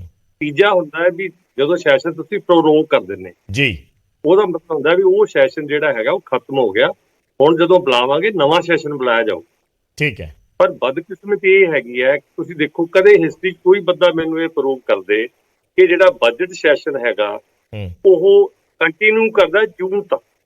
ਜਿਹੜੀ ਸਾਡੀ ਪ੍ਰਥਾ ਹੈਗੀ ਹੈ ਕਨਸਟੀਟਿਊਸ਼ਨ ਦੇ ਵਿੱਚ, ਉਹ ਹੈਗੀ ਹੈ ਇੱਕ ਬਜਟ ਸੈਸ਼ਨ, ਇੱਕ ਮੌਨਸੂਨ ਸੈਸ਼ਨ ਜਿਵੇਂ ਅੱਜ ਕੱਲ੍ਹ ਪਾਰਲੀਮੈਂਟ, ਲੋਕ ਸਭਾ, ਰਾਜ ਸਭਾ ਚੱਲ ਰਹੀ ਹੈ, ਇੱਕ ਹੁੰਦਾ ਵਿੰਟਰ ਸੈਸ਼ਨ, ਤੇ 6 ਮਹੀਨਿਆਂ ਦਾ ਵਕਫਾ, ਇੱਕ ਸੈਸ਼ਨ ਦੀ ਲਾਸਟ ਡੇਟ ਤੇ ਦੂਜੇ ਦੀ ਜਿਹੜੀ ਪਹਿਲੀ ਡੇਟ ਹੈ, ਉਹਦੇ 6 ਮਹੀਨੇ ਦਾ ਵਕਫਾ ਨਹੀਂ ਹੋ ਸਕਦਾ, ਠੀਕ ਹੈ। ਸੋ ਇਹ ਦੇਖੋ ਗੱਲ ਪਤਾ ਕੀ ਹੈ, ਮੈਨੂੰ ਕਹਿਣਾ ਨਹੀਂ ਚਾਹੀਦਾ, ਇੱਕ ਹੈਂਕੜ ਹੈ ਇਹਦੇ ਵਿੱਚ ਵੀ ਸਾਡੇ 92 MLA ਨੇ, ਤੇ ਇੱਕ ਹੈਗਾ ਵੀ ਪੜ੍ਹਾਈ ਲਿਖਾਈ ਦੇ ਵਿੱਚ ਕੋਈ ਬਹੁਤਾ ਲੰਮਾ ਚੌੜਾ ਵਿਸ਼ਵਾਸ ਨਹੀਂ ਕਰਦੇ। ਮੰਨ ਲਓ ਗਵਰਨਰ ਸਾਹਿਬ ਨੇ ਕਿਹਾ ਵੀ ਮੈਨੂੰ ਸੈਸ਼ਨ ਦੀ ਕੋਈ ਪ੍ਰੋਬਲਮ ਨਹੀਂ, ਮੈਨੂੰ ਏਜੰਡਾ ਦੱਸੋ। ਪਹਿਲਾਂ ਇਹਨਾਂ ਨੇ ਜਦੋਂ ਪਹਿਲਾ ਸੈਸ਼ਨ ਸੱਦਿਆ ਉਹਦੇ ਵਿੱਚ ਆਪਰੇਸ਼ਨ ਲੋਟਸ ਦੀ ਗੱਲ ਕੀਤੀ ਤੇ ਏਜੰਡਾ ਦਿੱਤਾ ਨਹੀਂ। ਦੂਜੀ ਵਾਰ ਉਹਨਾਂ ਨੇ ਕਿਹਾ ਮੈਨੂੰ ਏਜੰਡਾ ਦੇ ਦਿਓ 2 ਦਿਨ ਦਾ, ਉਹ ਏਜੰਡਾ ਨਹੀਂ ਦਿੱਤਾ, ਹਾਲਾਂਕਿ ਵਿਧਾਨ ਸਭਾ ਸੈਕਟਰੀਏਟ ਨੇ ਕਿਹਾ ਸੀ ਵੀ ਅਸੀਂ ਦੇਵਾਂਗੇ, ਦਿੱਤਾ ਨਹੀਂ। ਪਰ ਮੈਨੂੰ ਇਹ ਨਹੀਂ ਸਮਝ ਆਉਂਦੀ ਵੀ ਆਪਾਂ ਕਿਸ ਬੰਦੇ ਤੋਂ ਕਿਹੜੀ ਗੱਲ ਲੁਕੋ ਰਹੇ। ਦੇਖੋ, ਇੱਕ ਤਾਂ ਹੁੰਦੀ ਹੈ ਡੇ ਟੂ ਡੇ ਐਕਟੀਵਿਟੀਜ਼, ਉਹ ਤਾਂ ਇਹਨਾਂ ਨੇ ਫਿਰ ਕੀਤੀ ਨਹੀਂ, ਕੁਐਸਚਨ ਆ ਨਹੀਂ ਦਿੱਤਾ, ਕੋਈ ਡਿਬੇਟ ਨਹੀਂ ਕੀਤੀ, ਕੁਝ ਨਹੀਂ ਕੀਤਾ, ਸਿਰਫ ਏਜੰਡਾ ਸੀਗਾ ਵੀ SGPC ਐਕਟ ਤੇ 3 ਹੋਰ ਐਕਟ ਅਸੀਂ ਇਹ ਸਿਰੇ ਲਾਣੇ ਨੇ ਜਿਵੇਂ ਮਰਜ਼ੀ ਹੋ। ਚਲੋ ਜੇ ਤਾਂ ਤੁਹਾਡੇ ਤੱਕ ਮੁੱਕਦੇ ਆ ਤਾਂ ਕੋਈ ਗੱਲ ਨਹੀਂ, ਕਰ ਲਓ, ਪਰ ਜੇ ਤੁਹਾਨੂੰ ਉਹ ਜਿਹੜੇ ਬਿੱਲ ਤੁਸੀਂ ਅਪਰੂਵ ਕਰਨੇ ਆ ਵਿਧਾਨ ਸਭਾ ਨੇ, ਉਹ ਕਾਨੂੰਨ ਬਣ ਜਦੋਂ ਸਾਹਿਬ ਐਸੈਂਟ ਦੇਣਗੇ ਤੇ ਫਿਰ ਉਸ ਜਿਸ ਬੰਦੇ ਤੋਂ ਤੁਸੀਂ ਐਸੈਂਟ ਲੈਣੀ ਹੈ, ਮਨਜ਼ੂਰੀ ਲੈਣੀ ਹੈ, ਤੇ ਉਹਦੇ ਕੋਲੋਂ ਕਿਸ ਗੱਲ ਦਾ ਪਰਦਾ ਰੱਖ ਕੇ ਤੇ ਐਡਾ ਵੱਡਾ ਬਵਾਲ ਕਿਉਂ ਮਤਲਬ ਅਸੀਂ ਬਣਨ ਦਿੱਤਾ? ਉਹ ਮਨਾ ਤਾਂ ਕਰਦੇ ਨਹੀਂ। ਉਹ ਤੁਸੀਂ ਕਹੋ ਵੀ ਸਾਡਾ ਆਹ ਏਜੰਡਾ ਹੈ, ਆਹ ਸਾਡੀ ਗੱਲਬਾਤ ਹੈ, ਫਿਰ ਅੱਛਾ ਜ਼ਿਆਦਾ ਹੋ ਵੀ ਅਸੀਂ ਉਹ ਤੋਂ ਲੁਕੋ ਕੇ ਰੱਖ ਸਕਦੇ ਹਾਂ, ਫਿਰ ਬਹੁਤ ਅੱਛੀ ਗੱਲ। ਪਰ ਜਦੋਂ ਹੁਣ ਬਿੱਲ ਵਿਚਾਰ ਉੱਥੇ ਪਹੁੰਚਾ ਦਿੱਤੇ, ਮੈਨੂੰ ਇਹ ਗੱਲ ਦੀ ਇੰਨੀ ਲੰਬੀ ਚੌੜੀ ਦੀ ਸਮਝ ਨਹੀਂ ਆ ਰਹੀ ਕਿ ਆਨਰੇਬਲ ਚੀਫ ਮਿਨਿਸਟਰ ਕਿਹੜੀ ਗੱਲ ਕਰਕੇ ਇਹ ਇਦਾਂ ਦੀਆਂ ਜਿਹੜਾ ਚੰਨੀ ਸਾਹਿਬ, ਗਰੇਵਾਲ ਸਾਹਿਬ ਸਿੱਧਾ ਹੀ ਕਹਿ ਰਹੇ ਨੇ ਕਿ ਇਹ ਤੇ ਬੀਜੇਪੀ ਟੇਢੇ ਤਰੀਕੇ ਨਾਲ ਜਿਹੜਾ ਹੈ ਕੈਪਚਰ ਕਰਨ ਦੀ ਕੋਸ਼ਿਸ਼ ਕਰਦੀ ਹੈ ਸਰਕਾਰੀ ਤੰਤਰ ਨੂੰ। ਨਹੀਂ ਗੱਲ ਇਹ ਹੈਗੀ ਆ ਵੀ ਇਹ 10 ਦਿਨ ਵਿੱਚ ਸਿੱਧਾ ਤਰੀਕਾ ਮੰਨ ਲਿਆ ਵੀ ਇਹਨਾਂ ਨੇ ਬਿੱਲ ਪਾਸ ਕਰਤੇ, ਆਪੇ ਉਹਨੂੰ ਕਾਨੂੰਨ ਬਣਾ ਦੇਣ। ਸਿੱਧਾ ਤਰੀਕਾ ਇਹ ਹੈ। ਮੈਂ ਤਾਂ ਇੱਕ ਬਹੁਤ ਨਿਊਟਰਲ ਔਰ ਇੰਪਾਰਸ਼ੀਅਲ ਗੱਲ ਕਰ ਰਿਹਾ ਕਿ ਜਦੋਂ ਤੁਹਾਨੂੰ ਗਵਰਨਰ ਸਾਹਿਬ ਕੋਲ ਜਾਣਾ ਹੀ ਪੈਣਾ ਹੈ ਜੀ, ਬਿੱਲ ਹੀ ਪਾਸ ਹੁੰਦੇ ਆ ਨਾ ਵਿਧਾਨ ਸਭਾ ਚ, ਲੈਜਿਸਲੇਸ਼ਨ ਦਾ ਕੰਮ ਹੁੰਦਾ, ਹੋਰ ਤਾਂ ਕੋਈ ਹੁੰਦਾ ਨਹੀਂ। ਤੇ ਫਿਰ ਤੁਸੀਂ ਉਹਦੇ ਤੋਂ ਕਿਸ ਚੀਜ਼ ਦਾ ਪਰਦਾ ਰੱਖ ਕੇ ਕਿਉਂ ਤੁਸੀਂ ਐਡਾ ਬਵਾਲ ਖੜਾ ਕੀਤਾ ਹੋਇਆ? ਪਹਿਲਾਂ ਦੱਸ ਦਿੰਦੇ ਵੀ ਸਾਡਾ ਆਹ ਏਜੰਡਾ। ਪਹਿਲਾਂ ਤਾਂ ਆਪਰੇਸ਼ਨ ਲੋਟਸ ਦੇ ਵੋਟਿੰਗ ਕਰਾਉਣੀ ਸੀ, ਹਾਲਾਂਕਿ 92 ਬੰਦਿਆਂ ਦੀ ਸਰਕਾਰ ਕੌਣ ਤੋੜ ਸਕਦਾ, ਕਦੋਂ ਟੁੱਟੇਗੀ? ਫਿਰ ਇਹਨਾਂ ਨੇ ਕਿਹਾ ਸਾਨੂੰ ਪੈਸੇ ਮਿਲ ਗਏ ਜੀ, ਸਾਨੂੰ ਆਹ ਹੋ ਗਿਆ ਜੀ, ਪ੍ਰੈਸ ਕਾਨਫਰੰਸ ਕੀਤੀ, MLA ਸਾਹਿਬਾਨਾਂ ਨੇ ਕਿਹਾ ਕਿੱਧਰ ਗਿਆ ਆਪਰੇਸ਼ਨ ਲੋਟਸ, ਕਿਹਨੂੰ ਪੈਸੇ ਮਿਲੇ, ਕਿੱਥੇ ਰੱਖੇ, ਕੀ ਕੀਤਾ ਉਹਨਾਂ ਪੈਸਿਆਂ ਦਾ, ਕਿਹਦੇ ਤੇ FIR ਰੱਦ ਹੋਈ, ਕੋਈ ਕੁਛ ਉਹ ਤੇ ਅਗਲੀ ਕਾਰਵਾਈ ਹੋਈ? ਮਤਲਬ ਡਰਾਮੇ ਨਾ ਕਰਨ। ਸਰਕਾਰ ਬਣੀ ਹੈ 5 ਸਾਲਾਂ ਵਾਸਤੇ, ਆਰਾਮ ਨਾਲ ਕੰਮ ਕਰਨ, ਜਿਹੜੀ ਸੰਵਿਧਾਨਕ ਇਹਨਾਂ ਦੀ ਜ਼ਿੰਮੇਵਾਰੀ ਹੈ ਉਹ ਪੂਰੀ ਕਰਨ। ਫਿਰ ਦੇਖੋ ਹੁਣ ਆਪਾਂ ਕਿਉਂ ਡਿਬੇਟ ਕਰ ਰਹੇ, ਕਿਉਂਕਿ ਇਹਦੇ ਵਿੱਚ 49-51 ਜੇ ਇਹੀ ਇਹਨਾਂ ਦੀ 100 ਹੋਵੇ ਵੀ ਇਹ ਜਾਣ ਉੱਥੇ, ਚਲੋ ਮੰਨ ਲਓ ਚਿੱਠੀ ਲਿਖਣ ਵੀ ਅਸੀਂ ਆਹ ਜੀ ਆਹ ਪ੍ਰੋਰੋਗ ਕੀਤਾ ਸੀਗਾ ਤੇ ਆਹ ਅਸੀਂ ਸੈਸ਼ਨ ਅਸੀਂ ਐਕਸਟੈਂਸ਼ਨ ਨਹੀਂ ਹੈਗੀ ਉਹਦੀ, ਪਰ ਇੱਕ ਕਿਸੇ ਗੱਲ ਕੋਈ ਗੱਲ ਕਲੈਰਿਟੀ ਨਾਲ ਨਹੀਂ ਕਰਦੇ, ਧੱਕੇ ਨਾਲ ਕਰਨਾ ਚਾਹੁੰਦੇ। ਧੱਕੇ ਨਾਲ ਤਾਂ ਫਿਰ ਜੇ ਇਹਨਾਂ ਨੂੰ ਰਾਈਟ ਆ ਵੀ ਮੈਂ ਕਾਨੂੰਨ ਜਿਹੜੀ ਐਡਵਾਈਸ ਲਈ ਹੈ, ਤੇ ਫਿਰ ਗਵਰਨਰ ਸਾਹਿਬ ਨੂੰ ਵੀ ਰਾਈਟ ਆ, ਉਹ ਵੀ ਆਪਣੀ ਜਿੱਥੋਂ ਸਲਾਹ ਲੈਣਗੇ। ਕਿਉਂਕਿ ਇਹਦੇ ਵਿੱਚ ਮਸਲਾ ਜਿਹੜਾ ਹੈਗਾ ਕਾਨੂੰਨਾਂ ਦਾ ਬਾਅਦ ਚ, ਪਹਿਲਾਂ ਸੈਸ਼ਨ ਦਾ ਹੈਗਾ ਕਿ ਸੈਸ਼ਨ ਲੀਗਲ ਹੈ ਕਿ ਇਲੀਗਲ ਹੈ, ਉਹਨਾਂ ਨੇ ਇਹ ਵੀ ਕਿਹਾ ਤੇ ਉਹਦੇ ਵਿੱਚ breach of law and procedure ਹੈ। ਹੁਣ ਦੇਖਣਾ ਪਏਗਾ ਵੀ ਇਹ ਵਾਕਈ ਕਿਹੜਾ ਬੰਦਾ ਹੂਜ਼ ਰਾਈਟ, ਮੈਂ ਨਹੀਂ ਕਹਿੰਦਾ, ਪਰ ਇੱਕ ਅਸੀਂ ਇਹਨਾਂ ਨੇ ਗਵਰਨਰ ਸਾਹਿਬ ਨੂੰ ਵੀ ਮੌਕਾ ਦਿੱਤਾ ਕਿ ਜੀ ਤੁਸੀਂ ਇਹਦੇ ਤੇ ਕੁਐਸਚਨ ਮਾਰਕ ਕਰ ਸਕਦੇ ਆ, ਕਿਉਂਕਿ ਸਾਡਾ ਰਾਬਤਾ ਹੀ ਨਹੀਂ, ਸਾਡਾ ਕੋਈ ਲਿਖਤ ਪੜ੍ਹਤ ਨਹੀਂ ਹੈਗੀ, ਕੋਈ ਸਾਡੀ ਜਾਣਕਾਰੀ ਨਹੀਂ ਹੈ, ਕੋਈ ਸਾਡੀ ਦਿਆਨਤਦਾਰੀ ਨਹੀਂ, ਕੋਈ ਇਮਾਨਦਾਰੀ ਨਹੀਂ। ਗਰੇਵਾਲ ਸਾਹਿਬ ਤੋਂ ਜਵਾਬ ਲੈ ਲਿਆ, ਆਪ ਹੀ ਮੌਕਾ ਦਿੱਤਾ ਹੈ ਗਰੇਵਾਲ ਸਾਹਿਬ, ਚੰਨੀ ਜੀ ਜਿਵੇਂ ਕਹਿ ਰਹੇ ਹੈ। ਸਰ ਚੰਨੀ ਸਰ ਬਹੁਤ ਸਤਿਕਾਰਯੋਗ ਨੇ, ਇਹਨਾਂ ਬੜੇ ਓਨੈਸਟ ਨੇ। ਇਹਨਾਂ ਨੇ ਕਹਿਤਾ ਕਿ 92 ਦੀ ਸਰਕਾਰ ਕੌਣ ਤੋੜ ਸਕਦਾ, ਨਹੀਂ ਤਾਂ ਮਹਾਰਾਸ਼ਟਰ ਚ, ਮੱਧ ਪ੍ਰਦੇਸ਼ ਦਾ ਅਸੀਂ ਮਿੰਟ ਨਹੀਂ ਲਾਇਆ, ਅਸੀਂ ਤਾਂ ਮਿੰਟ ਨਹੀਂ ਲਾਇਆ। Sir thank you for honesty. ਰੁਕੋ ਸਰ, ਰੁਕੋ।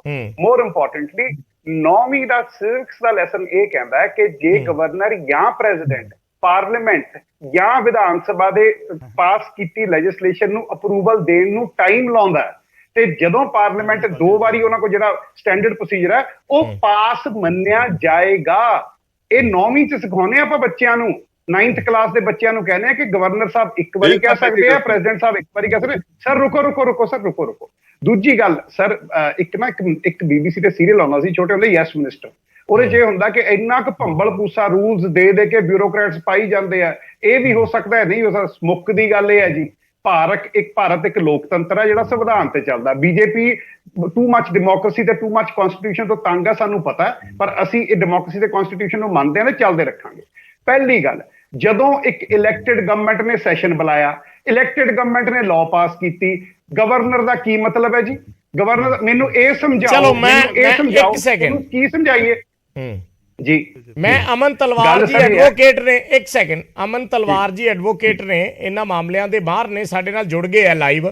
ਮੈਂ ਮਾੜਾ ਜਿਹਾ ਉਹਨਾਂ ਕੋਲ ਜਾਣਾ ਚਾਹੂੰਗਾ। ਜਿਹੜੀ ਗੱਲ ਹੋ ਰਹੀ ਹੈ ਤਲਵਾਰ ਸਾਹਿਬ, ਜੇ ਮੇਰੀ ਆਵਾਜ਼ ਠੀਕ ਮਿਲ ਪਾ ਰਹੀ ਹੈ ਤਾਂ ਮੈਂ ਤੁਹਾਡੇ ਤੋਂ ਜਾਣਨਾ ਚਾਹੂੰਗਾ ਕਿ ਗਵਰਨਰ ਦੀ ਸਥਿਤੀ, ਗਵਰਨਰ ਦੀ ਐਗਜ਼ਿਸਟੈਂਸ, ਗਵਰਨਰ ਦੀਆਂ ਪਾਵਰਸ, ਜਿਸ ਨੂੰ ਲੈ ਕੇ ਗਰੇਵਾਲ ਸਾਹਿਬ ਨੇ ਸਵਾਲ ਚੱਕਿਆ ਵੀ ਸਰਕਾਰ ਜਿਹੜੀ ਚੁਣੀ ਹੋਈ ਹੈ ਉਹ ਚਲਾਉਂਦੀ ਹੈ, ਗਵਰਨਰ ਸਿਰਫ ਗਵਰਨਰ ਨੂੰ ਜਾਣਕਾਰੀ ਦੇਣ ਲਈ ਦੱਸਣਾ ਹੁੰਦਾ ਹੈ, ਕੋਈ ਜ਼ਰੂਰੀ ਨਹੀਂ ਹੈ ਕਿ ਉਹਨਾਂ ਦੀ ਮਨਜ਼ੂਰੀ ਤੋਂ ਬਿਨਾਂ ਸੈਸ਼ਨ ਨਹੀਂ ਬੁਲਾਇਆ ਜਾ ਸਕਦਾ। ਤੁਸੀਂ ਅਗਰ ਇਸ ਦੀ ਬਰੀਕੀ ਦੇ ਵਿੱਚ ਇਸ ਦੀਆਂ ਟੈਕਨੀਕੈਲਿਟੀਜ਼ ਨੂੰ ਜਾਣਦੇ ਹੋ ਤਾਂ ਮੈਂ ਤੁਹਾਡੇ ਤੋਂ ਜ਼ਰੂਰ ਸਮਝਣਾ ਚਾਹੂੰਗਾ। ਦੇਖੋ, ਜਿਹੜੀ ਗਵਰਨਰ ਸਾਹਿਬ ਦੀ ਪੋਸਟ ਹੈ ਨਾ, ਉਹ ਸਾਡੀ ਕਨਸਟੀਟਿਊਸ਼ਨ 'ਚ ਇੱਕ ਬ੍ਰਿਜ ਹੈ ਯੂਨੀਅਨ ਗਵਰਨਮੈਂਟ ਤੇ ਸਟੇਟ ਗਵਰਨਮੈਂਟ ਦੇ ਵਿੱਚ।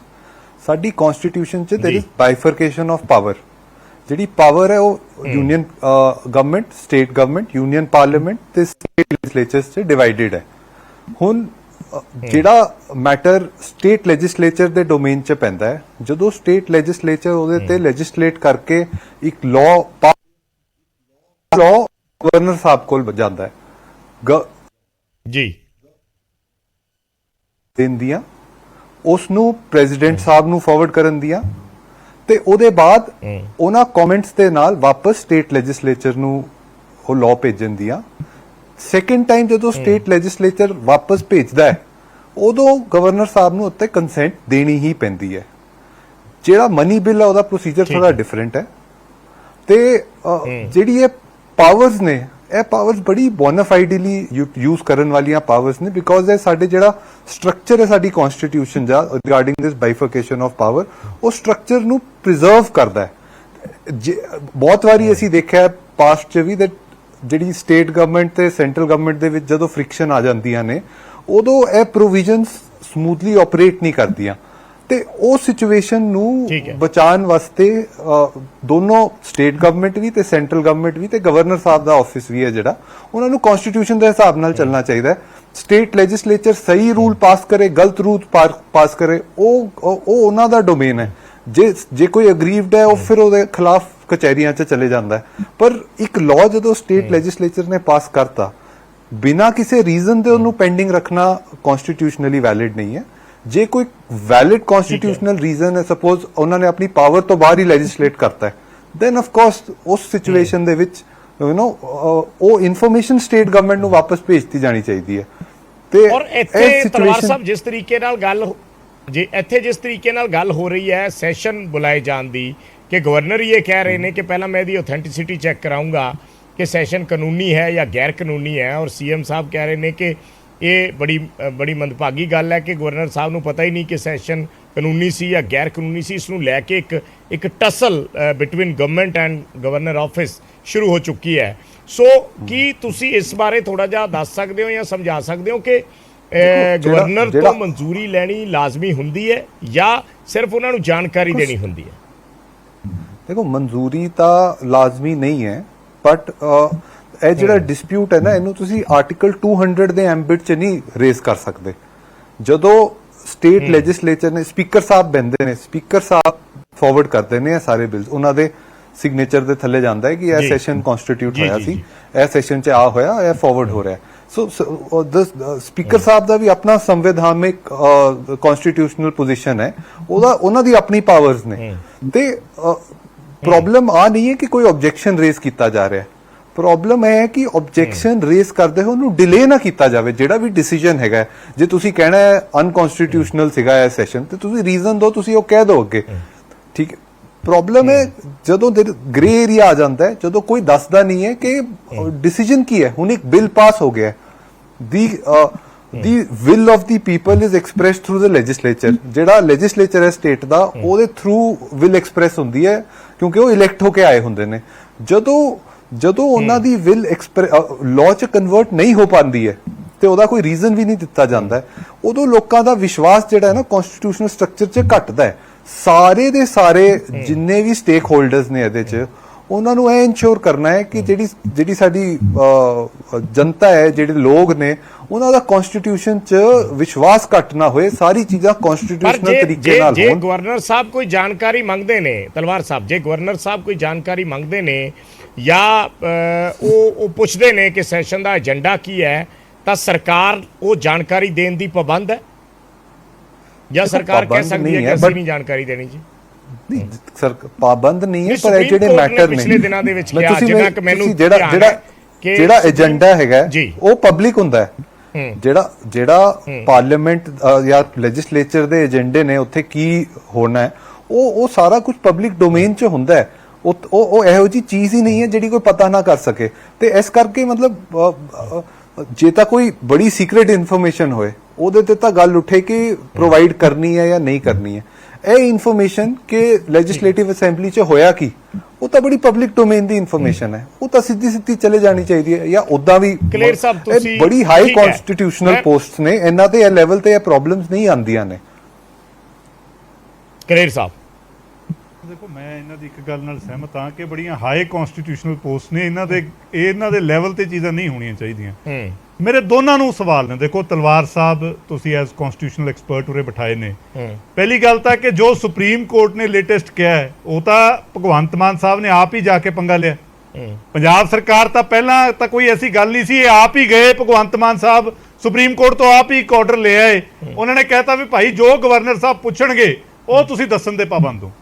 ਦੂਜਾ ਮੈਂ ਗਰੇਵਾਲ ਸਾਹਿਬ ਨੂੰ ਕਹਿਣਾ ਚਾਹੁੰਦਾ ਕਿ ਗਰੇਵਾਲ ਸਾਹਿਬ ਜਿਹੜਾ ਸਾਡਾ ਦੇਸ਼ ਹੈ ਉਹ ਸਿਵਿਕਸ ਦੇ 9th ਕਲਾਸ ਦੇ ਲੈਸਨ ਨਾਲ ਨਹੀਂ ਚੱਲਦਾ, ਉਹ ਕਨਸਟੀਟਿਊਸ਼ਨ ਨਾਲ ਚੱਲਦਾ।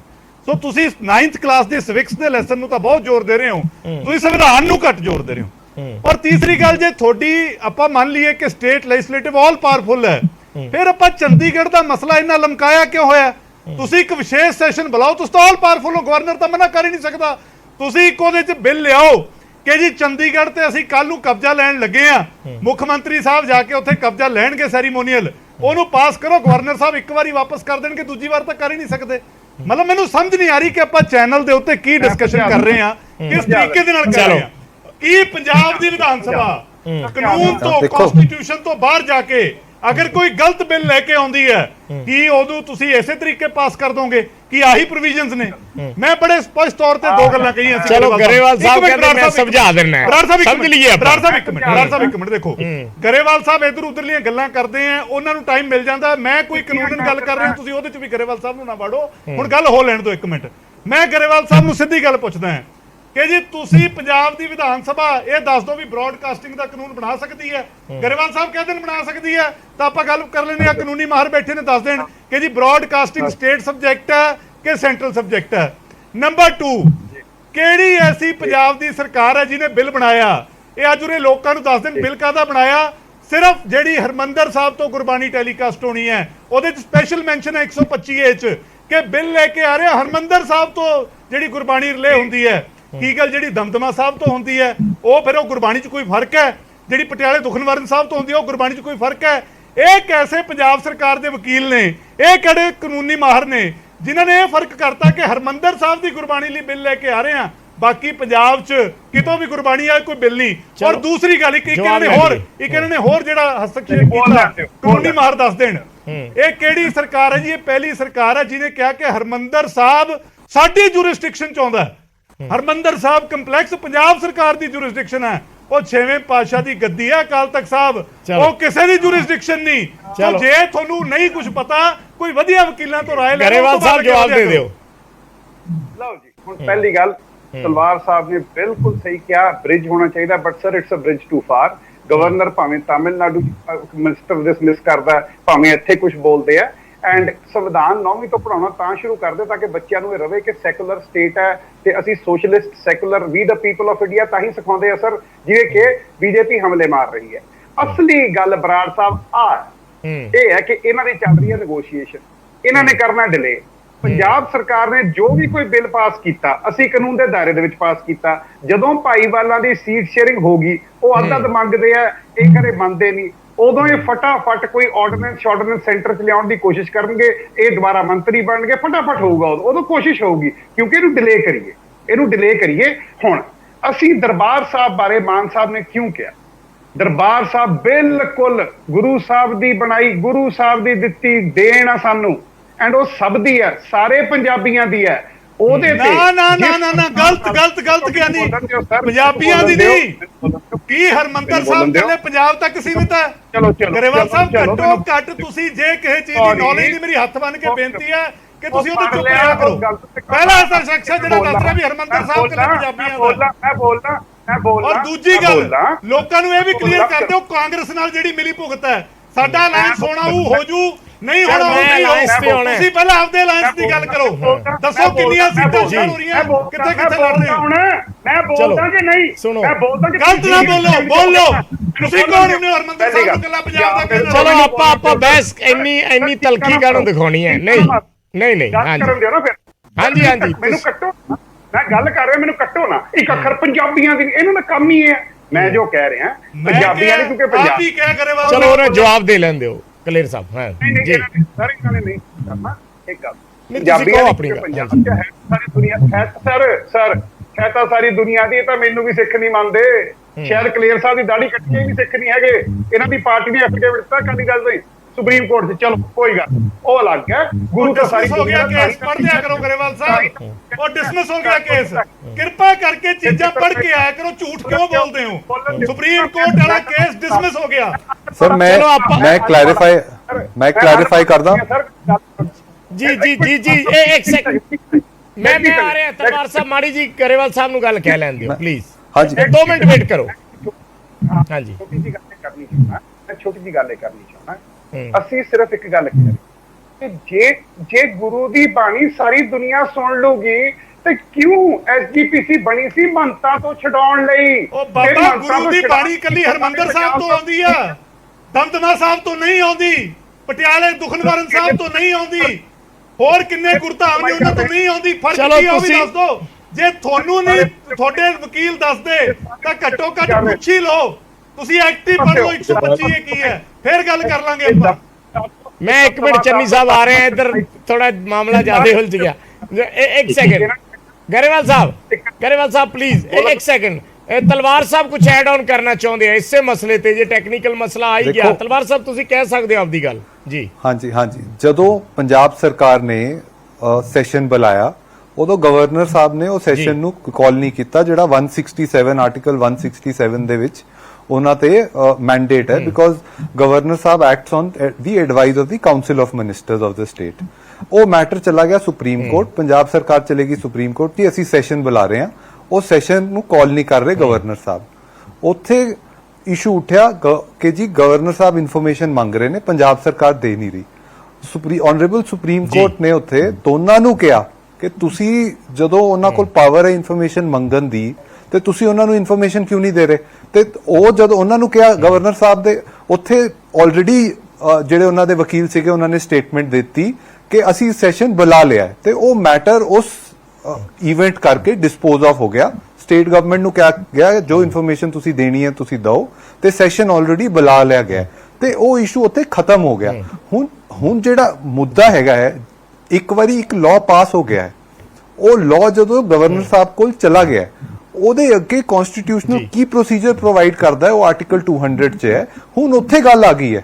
ਹੁਣ ਉਸ ਮੁੱਦੇ ਤੇ ਗਵਰਨਰ ਸਾਹਿਬ ਨੇ ਇਧਰ ਬਿੱਲ ਨੂੰ ਆਪਣੇ ਕਮੈਂਟਸ ਨਾਲ ਵਾਪਸ ਭੇਜਣ। ਕੋਈ ਪ੍ਰੋਬਲਮ ਹੈ ਉਹਦੇ ਚ? ਜੇ ਉਹਦੇ ਚ ਪ੍ਰੋਬਲਮ ਨਹੀਂ ਹੈ ਤਾਂ ਉਹਨੂੰ ਲਾਅ ਬਣਾ ਦੇਣ। ਇਹ ਕਨਸਟੀਟਿਊਸ਼ਨ ਕਹਿੰਦੀ ਹੈ, ਇਹ ਤੋਂ ਅੱਗੇ ਕਨਸਟੀਟਿਊਸ਼ਨ ਚ ਇਸ ਬਾਰੇ ਚ ਨਹੀਂ ਕਿਹਾ ਗਿਆ ਕੁਝ ਵੀ। ਚੰਨੀ ਸਾਹਿਬ ਵਿਜੇਪਾਲ, ਮੈਨੂੰ ਬੜੀ ਹੈਰਾਨੀ ਹੈ। ਇੱਕ ਤਾਂ ਜਿਹੜਾ ਪਤਾ ਨਹੀਂ ਤੁਸੀਂ ਕੀ ਕਰੋਗੇ ਕਿ ਮੁੱਦੇ ਤੇ ਕਿੱਦਾਂ ਰਹਿ ਜਾਵੇ, ਤੇ ਕਿਹਦੀ ਦਾੜੀ ਕੱਟੀ ਹੈ, ਕਿਹਨੇ ਰੱਖੀ ਹੈ, ਕਿਹੜਾ ਮੁੱਦੇ ਐਂ ਭੜਕ ਜਾਂਦੇ ਆ ਜਦੋਂ ਭਾਵਨਾਵਾਂ ਜ਼ਿਆਦੇ ਉਜਾਗਰ ਹੋਣ ਲੱਗ ਪੈਂਦੀਆਂ, ਫਿਰ ਕਈ ਵਾਰੀ ਕੰਮ ਡੀਰੇਲ ਹੁੰਦਾ। ਮੇਰੀ ਤੇ ਕੋਸ਼ਿਸ਼ ਹੈ ਕਿ ਮੈਂ ਮੁੜ ਕੇ ਲਿਆਵਾਂ ਉੱਥੇ। ਪਰ ਗੁਰੂ ਸਾਹਿਬ ਨੇ ਇਹ ਕਿਹਾ ਸੀਗਾ ਕਿ ਰਹਿਤ ਪਿਆਰੀ ਮੁਝ ਕੋ ਸਿੱਖ ਪਿਆਰਾ ਨਹੀਂ। ਉਹਨਾਂ ਦਾ ਮਤਲਬ ਸੀ ਵੀ ਮੈਨੂੰ ਅਪੀਅਰੈਂਸ ਨਾਲ ਦਾੜਾ ਪ੍ਰਕਾਸ਼ ਕਰਕੇ ਰੱਖਣ ਨਾਲ ਮੈਂ ਉਹਦੇ ਖਿਲਾਫ ਨਹੀਂ ਹੈ, ਔਰ ਕਹਿੰਦੇ ਮੈਨੂੰ ਕੰਡਕਟ ਪਿਆਰਾ, ਲੋਕਾਂ ਦੀ ਅਪੀਅਰੈਂਸ ਪਿਆਰੀ ਨਹੀਂ ਹੈਗੀ, ਰਹਿਤ ਪਿਆਰੀ ਹੈ, ਤੇ ਸਿੱਖ ਪਿਆਰਾ ਨਹੀਂ। ਜਿਹੜਾ ਉਹ ਕਹੇ ਮੈਂ ਸਿੱਖ, ਮਤਲਬ ਇਹ ਆਪਣਾ ਵਿਸ਼ਾ ਨਹੀਂ ਹੋਣਾ ਚਾਹੀਦਾ ਸੀ। ਮੈਂ ਤਾਂ ਕਹਿ ਦੂਜੀ ਗੱਲ ਇਹ ਹੈਗੀ ਹੈ ਕਿ ਦੇਖੋ ਮੇਰੀ, ਤੁਸੀਂ ਸ਼ਾਇਦ ਤੁਹਾਨੂੰ ਇੱਕ ਮੈਂ ਐਗਜ਼ਾਮਪਲ ਦਿੰਦਾ ਹੈ।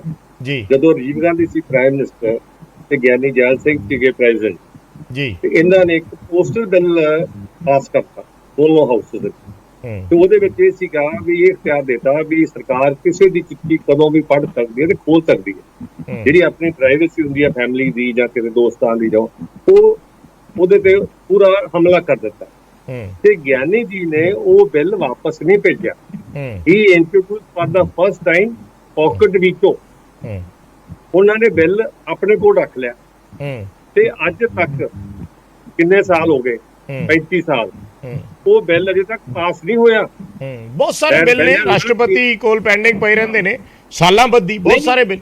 ਨਹੀਂ, ਮੈਂ ਇਹ ਕਹਿ ਰਿਹਾ ਕਿ ਅਸੀਂ ਕਹਿੰਦੇ ਹਾਂ ਕਿ ਗਵਰਨਰ ਨੂੰ ਇਖਤਿਆਰ ਨਹੀਂ, ਰਾਸ਼ਟਰਪਤੀ ਨੂੰ ਇਖਤਿਆਰ ਨਹੀਂ। ਮੈਂ ਇਹ ਗੱਲ ਦੱਸਣਾ ਚਾਹੁੰਦਾ ਕਿ ਉਹਨਾਂ ਨੂੰ ਇਖਤਿਆਰ ਹੈਗੇ ਨੇ, ਉਹ ਵਰਤਦੇ ਨਹੀਂ ਹੈਗੇ। ਗਿਆਨੀ ਜੀ ਨੇ ਵਰਤਿਆ ਸੀ ਤੇ ਦੱਸਤਾ ਕਿ ਪ੍ਰੈਜ਼ੀਡੈਂਟ ਆਫ ਇੰਡੀਆ ਨੂੰ ਤਿਆਰ ਹੈਗਾ, ਜਦੋਂ ਆਪਾਂ ਕਹਿੰਦੇ ਭੇਜੋ ਵਾਪਸ, ਦੁਬਾਰਾ ਬਣ ਜਾਏਗਾ ਬਿੱਲ, ਕੁਝ ਅਸੀਂ ਨਾ ਨਹੀਂ ਕਰ ਸਕਦੇ। ਦੂਜੀ ਗੱਲ ਇਹ ਮੈਂ ਇਹ ਕਹਿਣਾ ਹੈ ਕਿ ਇਹਨਾਂ ਨੂੰ ਸੰਵਿਧਾਨ ਦੇ ਮੁਤਾਬਕ ਚੱਲਣਾ ਚਾਹੀਦਾ ਹੈ।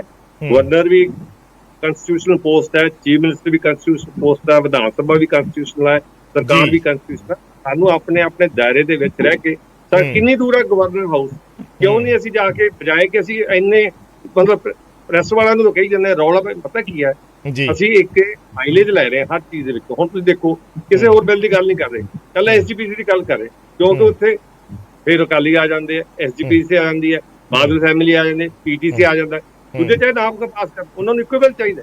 ਤੇ ਹੋਰ ਤੁਸੀਂ ਦੇਖੋ ਹੁਣ ਅੱਜ ਤੱਕ ਕਹਿੰਦਾ ਮੈਂ ਘੰਟੇ 'ਚ ਮਿੰਟਾਂ ਸਕਿੰਟਾਂ 'ਚ ਚੈਨਲ ਸ਼ੁਰੂ ਹੁੰਦਾ। ਮੈਂ ਤੇ ਪਹਿਲੀ ਵਾਰ ਗੱਲ ਸੁਣ ਰਿਹਾ ਵੀ ਜਿਹੜਾ ਕੋਈ ਸੈਟੇਲਾਈਟ ਚੈਨਲ ਹੈਗਾ ਮਿੰਟਾਂ ਸਕਿੰਟਾਂ 'ਚ ਵੀ ਸ਼ੁਰੂ ਹੋ ਜਾਂਦਾ। ਕੀ ਇਹ ਪੰਜਾਬ ਗਵਰਨਮੈਂਟ ਦਾ ਸਬਜੈਕਟ ਮੈਟਰ ਹੈ? ਕੀ ਭਗਵੰਤ ਮਾਨ ਜੀ ਨੇ ਦੇਣੀ ਹੈ ਮਨਜ਼ੂਰੀ? ਫਿਰ ਕਰ ਦੇਣ 24 ਘੰਟੇ ਤਾਂ ਆਪੇ ਕਰਕੇ ਪੈਰਲ ਖੜਾ ਕਰ ਦੇਣ ਵੀ ਵਰਤਣਾ ਵਰਤੋ, ਨਹੀਂ ਸਾਡਾ ਵੀ ਚੱਲੂਗਾ। ਮਤਲਬ ਇਹੋ ਜਿਹੀਆਂ ਗੱਲਾਂ ਨਹੀਂ ਕਰਨੀਆਂ ਚਾਹੀਦੀਆਂ। ਅਸੀਂ ਬਹੁਤ ਰਿਸਪੌਂਸਿਬਲ ਜਗ੍ਹਾ ਤੇ ਬੈਠੇ ਹਾਂ, ਬਚਕਾਨੀਆਂ ਗੱਲਾਂ ਨਹੀਂ ਕਰਦੀਆਂ ਬਣਦੀਆਂ, ਨਾ ਹੀ ਕੋਈ ਬੰਦਾ ਇਹਨਾਂ ਨੂੰ ਐਪਰੀਸ਼ੀਏਟ ਕਰਦਾ। ਰੌਲਾ ਪਾਲੋ ਜਿੰਨਾ ਮਰਜ਼ੀ, ਉਹ ਹੋਰ ਗੱਲ, ਪਰ ਸਾਨੂੰ ਸੰਵਿਧਾਨ ਦੇ ਹੁਣ ਇਹ ਕਹਿੰਦੇ ਆ ਪ੍ਰੋਰੋਗ ਕੀਤਾ ਸੀ ਅਸੀਂ ਸੈਸ਼ਨ ਤੇ ਨਾਲ ਕਹਿੰਦੇ ਅਸੀਂ ਬਜਟ ਸੈਸ਼ਨ ਦੀ ਐਕਸਟੈਂਸ਼ਨ ਹੈ। ਦੋ ਗੱਲਾਂ ਕਿੱਦਾਂ ਹੋ ਸਕਦੀਆਂ?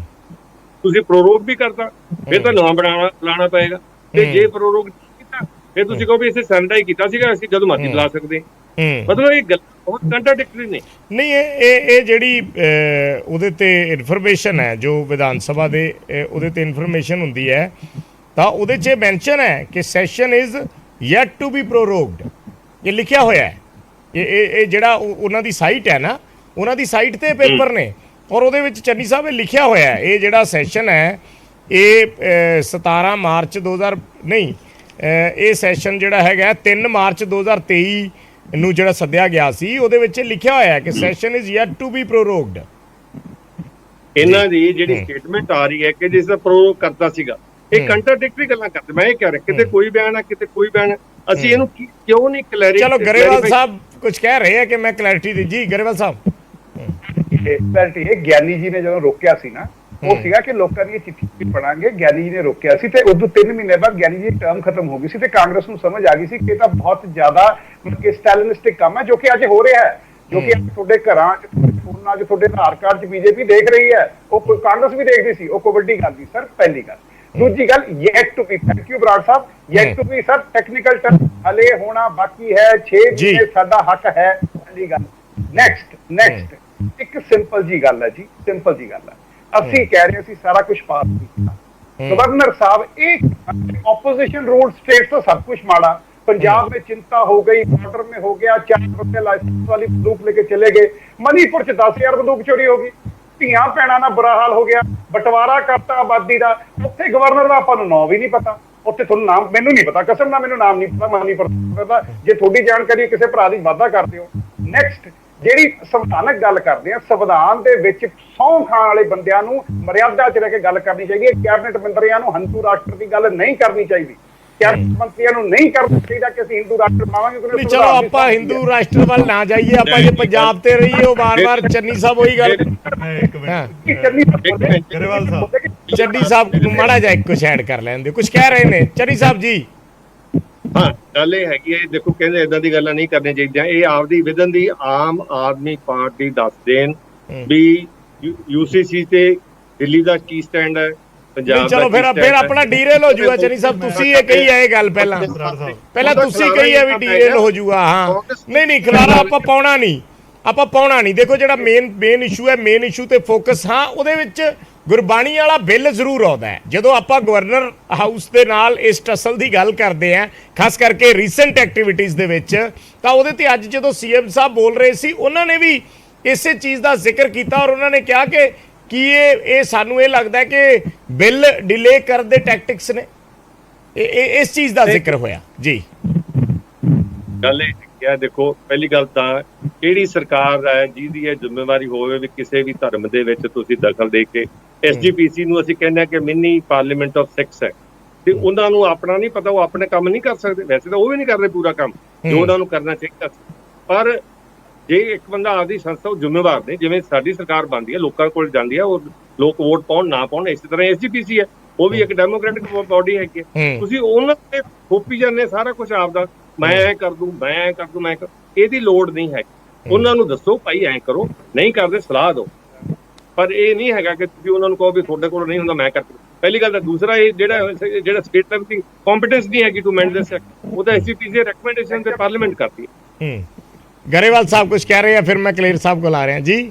छोटा जा कुछ ऐड, कोई पॉइंट ऐड करना चाह रहे हो तो ये करना है कि डेमोक्रेटिक इंस्टीट्यूशन इलेक्शन तक करा लो, एसजीपीसी इलेक्शन तक क्लेर साहब जी। हाँ ਮੈਂ ਤਾਂ ਇਹ ਉਹਦੇ ਐਡੇ ਸਰਬੇ ਸਰਬਾ ਬਣੇ ਬੈਠੇ ਨੇ ਗਰੇਵਾਲ ਸਾਹਿਬ, ਜੇ ਇਹਨਾਂ ਦੇ ਇਖਤਿਆਰ ਖੇਤਰ ਹੈ ਫਿਰ ਕਰਾ ਲੈਂਦੇ।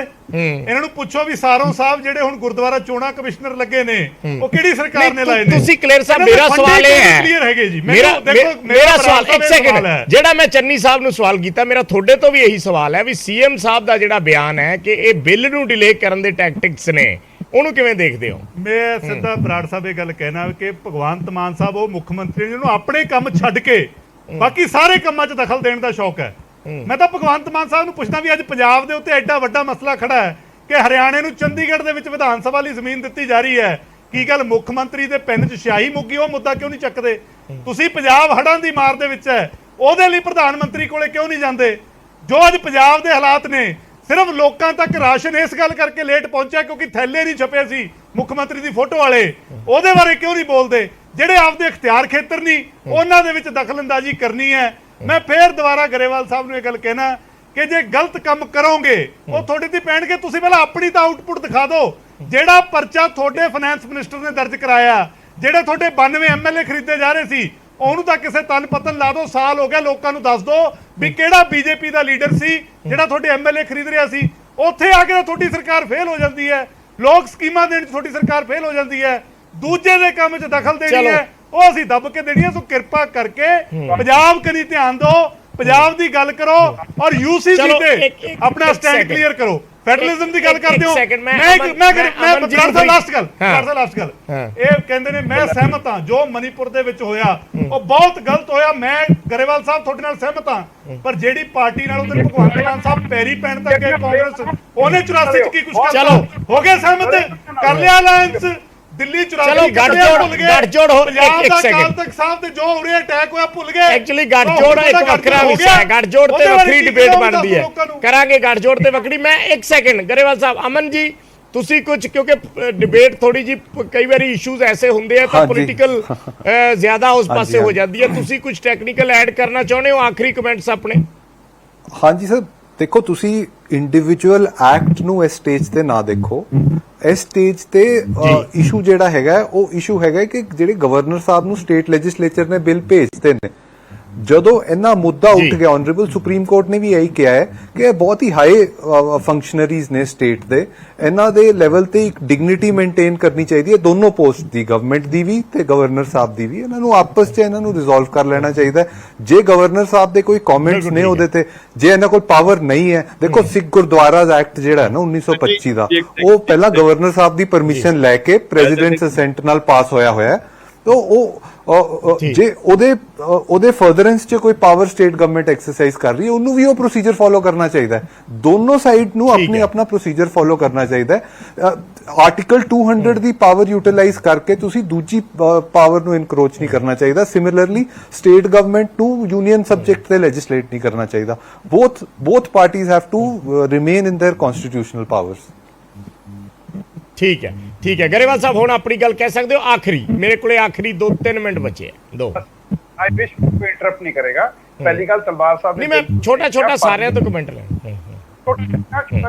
जी। पहली गल पद गरिमा सब नूं रखनी चाहिए। मैं थोड़े चैनल ते 20 वारी कह चुका, साडे बजुर्ग बन के रहो, इज्जत करदे आ, गोडी हथ लावांगे, रोज सवेरे कागज फड़ा जाएंगे। गवर्नर साहब प्लीज दिल्ली दी इंस्ट्रक्शंस ना सुनो। पहली गल। दूजी गल, साडे मुख्यमंत्री साहब फुल टाइम मुख्यमंत्री ने, बिजनेसमैन नहीं है, वो कोई होटल नहीं बना रहे, कुछ नहीं कर रहे, सिर्फ पंजाब दी कर रहे। पहली नेक्स्ट, ਅਸੀਂ ਇਹ ਕਹਿ ਰਹੇ ਹਾਂ ਪੰਜਾਬ ਦੇ ਚੁਣੇ ਹੋਏ ਲੋਕ ਇੱਕ ਗੱਲ ਕਹਿੰਦੇ ਆ ਕਿ ਗੁਰੂ ਦੀ ਬਾਣੀ ਘਰ ਘਰ ਪਹੁੰਚੇ, $54 ਮਹੀਨੇ ਤੇ ਨਾ ਪਹੁੰਚੇ। ਨਹੀਂ ਹੈ ਕਿ ਪਹੁੰਚ ਰਹੀ ਹੈ। ਦੱਸੋ ਇੱਕ ਕੰਪਲੇਂਟ ਜਿਹੜੀ ਸਰਕਾਰ ਕੋਲੇ ਆਈ ਹੋਵੇ, ਗੁਰਬਾਣੀ ਵਿਕਰੀ ਹੋਵੇ, ਇੱਕ ਕੰਪਲੇਂਟ ਘੱਟੋ ਘੱਟ ਯਾਰ ਝੂਠ ਨਾ ਬੋਲਿਆ ਕਰੀਏ ਗਰੇਵਾਲ ਸਾਹਿਬ। ਆਪਾਂ ਮੁੱਦੇ ਹੋ ਸਕਦੇ ਨੇ, ਇਹ ਚੀਜ਼ ਹੋ ਸਕਦੀ ਹੈ ਕਿ ਸਾਰੇ ਚੈਨਲ ਦਿਖਾਉਣ, ਪਰ ਗੁਰਬਾਣੀ ਵਿਕਰੀ ਹੈ ਇਸ ਗੱਲ ਤੇ ਆਪੱਤੀ ਸੀਗੀ, ਆਪੱਤੀ ਹੈ, ਆਪੱਤੀ ਰਹੂਗੀ।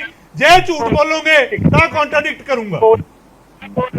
ਇਹਨਾਂ ਨੂੰ ਨਾ ਲਾਲ ਫੋਨ ਤੇ ਇਨਸਟਰਕਸ਼ਨ ਮਿਲ ਰਹੀ ਹੈ ਕਿ ਬੋਲਣ ਨਾ ਦੇ ਗਰੇਵਾਲ ਨੂੰ। ਉਹ ਦੇਖੋ 2 ਮਿੰਟ ਬਾਅਦ ਚੱਕ ਲੈਂਦੇ ਆ, ਉੱਥੋਂ ਫੋਨ ਆਇਆ ਕਿ ਹੋਰ ਮੈਂ ਕਿਹਾ ਗਰੇਵਾਲ ਸਾਹਿਬ ਤੁਹਾਡੇ ਕੋਲੇ ਨਾ ਜਦੋਂ ਗੱਲਾਂ ਮੁੱਕ ਜਾਂਦੀਆਂ ਫਿਰ ਤੁਸੀਂ ਇੱਧਰ ਉੱਧਰ ਦੀਆਂ ਮਾਰ ਲੈਂਦੇ ਹੋ। ਚਲੋ ਮੈਂ ਆਖਰੀ ਕਮੈਂਟ ਲੈਣੇ ਆ, ਠੀਕ ਹੈ। ਇਹਦੇ ਚੱਲੀ ਜਾਣਾ, ਇਹਦੇ ਚੱਲੀ ਜਾਣਾ। ਹਲੇ ਗੱਠਜੋੜਾਂ 'ਚ ਬਹੁਤ ਕੁਝ ਹੈ, ਮੈਂ ਗੱਠਜੋੜਾਂ ਤੇ ਆਇਆ ਨਹੀਂ, ਕਿਸੇ ਹੋਰ ਡਿਬੇਟ 'ਚ ਕਰਾਂਗੇ। ਚੰਨੀ ਸਾਹਿਬ ਕੁਝ ਆਖਰੀ ਕਮੈਂਟ ਕਹਿਣਾ ਚਾਹ ਰਹੇ ਹੋ?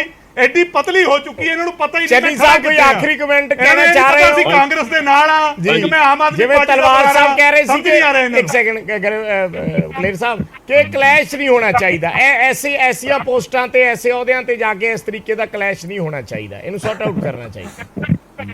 ਉਹ ਇਸੇ ਕਰਕੇ ਹੀ ਵਿਜੇਪਾਲ ਸਾਡੇ ਕੋਲੇ ਇਹ ਮੁਲਕਾਂ ਦੇ ਸੰਵਿਧਾਨ ਸਟੱਡੀ ਕਰਕੇ ਸਾਡੇ ਸੰਵਿਧਾਨ ਦੇ ਨਿਰਮਾਤਾਵਾਂ ਨੇ ਸਾਨੂੰ ਰਿਟਨ ਕਨਸਟੀਟਿਊਸ਼ਨ ਦਿੱਤਾ ਹੈ। ਇਹੋ ਜਿਹੇ ਮੁਲਕ ਵੀ ਹੈਗੇ ਇੰਗਲੈਂਡ ਵਰਗੇ ਜਿੱਥੇ ਅਨਰਿਟਨ ਕਨਸਟੀਟਿਊਸ਼ਨ ਹੈ। ਅਸੀਂ ਰਿਟਨ ਦੇ ਵੀ ਨਹੀਂ ਚਾਹਦੇ। ਉਹ ਅਸੀਂ ਕਿਹੜਾ ਸਰ ਮੈਂ ਕਹਿੰਦਾ ਭਾਈ ਜੇ ਤੁਸੀਂ ਗਵਰਨਰ ਦੀ ਪੋਸਟ ਹੈਗੀ ਹੈ ਤੇ ਗਵਰਨਰ ਦੀ ਪੋਸਟ ਨੂੰ ਆਨਰ ਕਰੋ। ਦੇਖੋ ਜੇ ਕਿਸੇ ਨੂੰ ਇੱਜ਼ਤ ਦੋਗੇ ਇੱਜ਼ਤ ਮਿਲੇਗੀ, ਨਹੀਂ ਜੋ ਤੋਂ ਮਿਲੇਗਾ। ਤੇ ਇਹਨਾਂ ਨੂੰ ਚਾਹੀਦਾ ਹੈਗਾ ਕਿ ਇਹ ਕਲੈਰੀਫਾਈ ਕਰਨ ਹਰ ਚੀਜ਼, ਔਰ ਜ਼ਰੂਰਤ ਨਾ ਕਰਨ ਕਿਸੇ ਦੀ ਪਾਗਲ। ਔਰ ਜਿਹੜੇ ਜਿਸ ਤਰ੍ਹਾਂ ਤਲਵਾਰ ਸਾਹਿਬ ਨੇ ਵੀ ਕਿਹਾ ਹੈਗਾ ਕਿ ਆਪਣੇ ਦਾਇਰੇ ਦੇ ਵਿੱਚ ਆਪਣੇ ਡਿਊਟੀ ਜਿਹੜੀ ਤੁਹਾਡਾ ਰਾਈਟ ਹੈ ਉਹ ਕਿਸੇ ਦੀ ਡਿਊਟੀ ਹੈ, ਜਿਹੜਾ ਮੇਰਾ ਜਿਹੜਾ ਉਹਦਾ ਰਾਈਟ ਹੈ ਮੇਰੀ ਡਿਊਟੀ ਹੈ। ਅਸੀਂ ਆਪਣੀਆਂ ਰਾਈਟਸ ਨੂੰ ਠੀਕ ਹੈ ਸਰ। ਮੇਰੇ ਕੋਲ ਸਮਾਂ ਨਹੀਂ ਬਚਿਆ, ਹੁਣ ਮਾਫ ਕਰਨਾ ਜੀ। ਸਾਰੇ ਮਹਿਮਾਨਾਂ ਦਾ ਮੈਂ ਧੰਨਵਾਦ ਕਰਨਾ ਚਾਹੂੰਗਾ ਇਸ ਡਿਬੇਟ ਦੇ ਵਿੱਚ ਹਿੱਸਾ ਲੈਣ ਲਈ, ਕਿਉਂਕਿ ਇਸ ਦੇ ਵਿੱਚ ਟੈਕਨੀਕਲ ਮੁੱਦਾ ਜ਼ਿਆਦਾ ਸੀ, ਇਸ ਕਰਕੇ ਅਸੀਂ ਥੋੜੀ ਜੀ ਤਕਨੀਕੀ ਪੱਖ ਤੋਂ ਜ਼ਿਆਦਾ ਕੋਸ਼ਿਸ਼ ਕੀਤੀ ਇਸ ਨੂੰ ਸਮਝਣ ਦੀ ਜਾਂ ਡਿਸਕਸ ਕਰਨ ਦੀ। ਪਰ ਫਿਰ ਵੀ ਕਿਉਂਕਿ ਸਿਆਸਤ ਹੈ ਉਹ ਤੇ ਹਰ ਮੁੱਦੇ ਦੇ ਨਾਲ ਪੈਰਲਲ ਚੱਲਦੀ ਹੈ, ਉਸ ਨੂੰ ਵੱਖ ਕਰਕੇ ਨਹੀਂ ਵੇਖਿਆ ਜਾ ਸਕਦਾ। ਇਸ ਕਰਕੇ ਇਹੋ ਜਿਹਾ ਮਾਹੌਲ ਕਈ ਵਾਰ ਬਣ ਜਾਂਦਾ ਹੈ।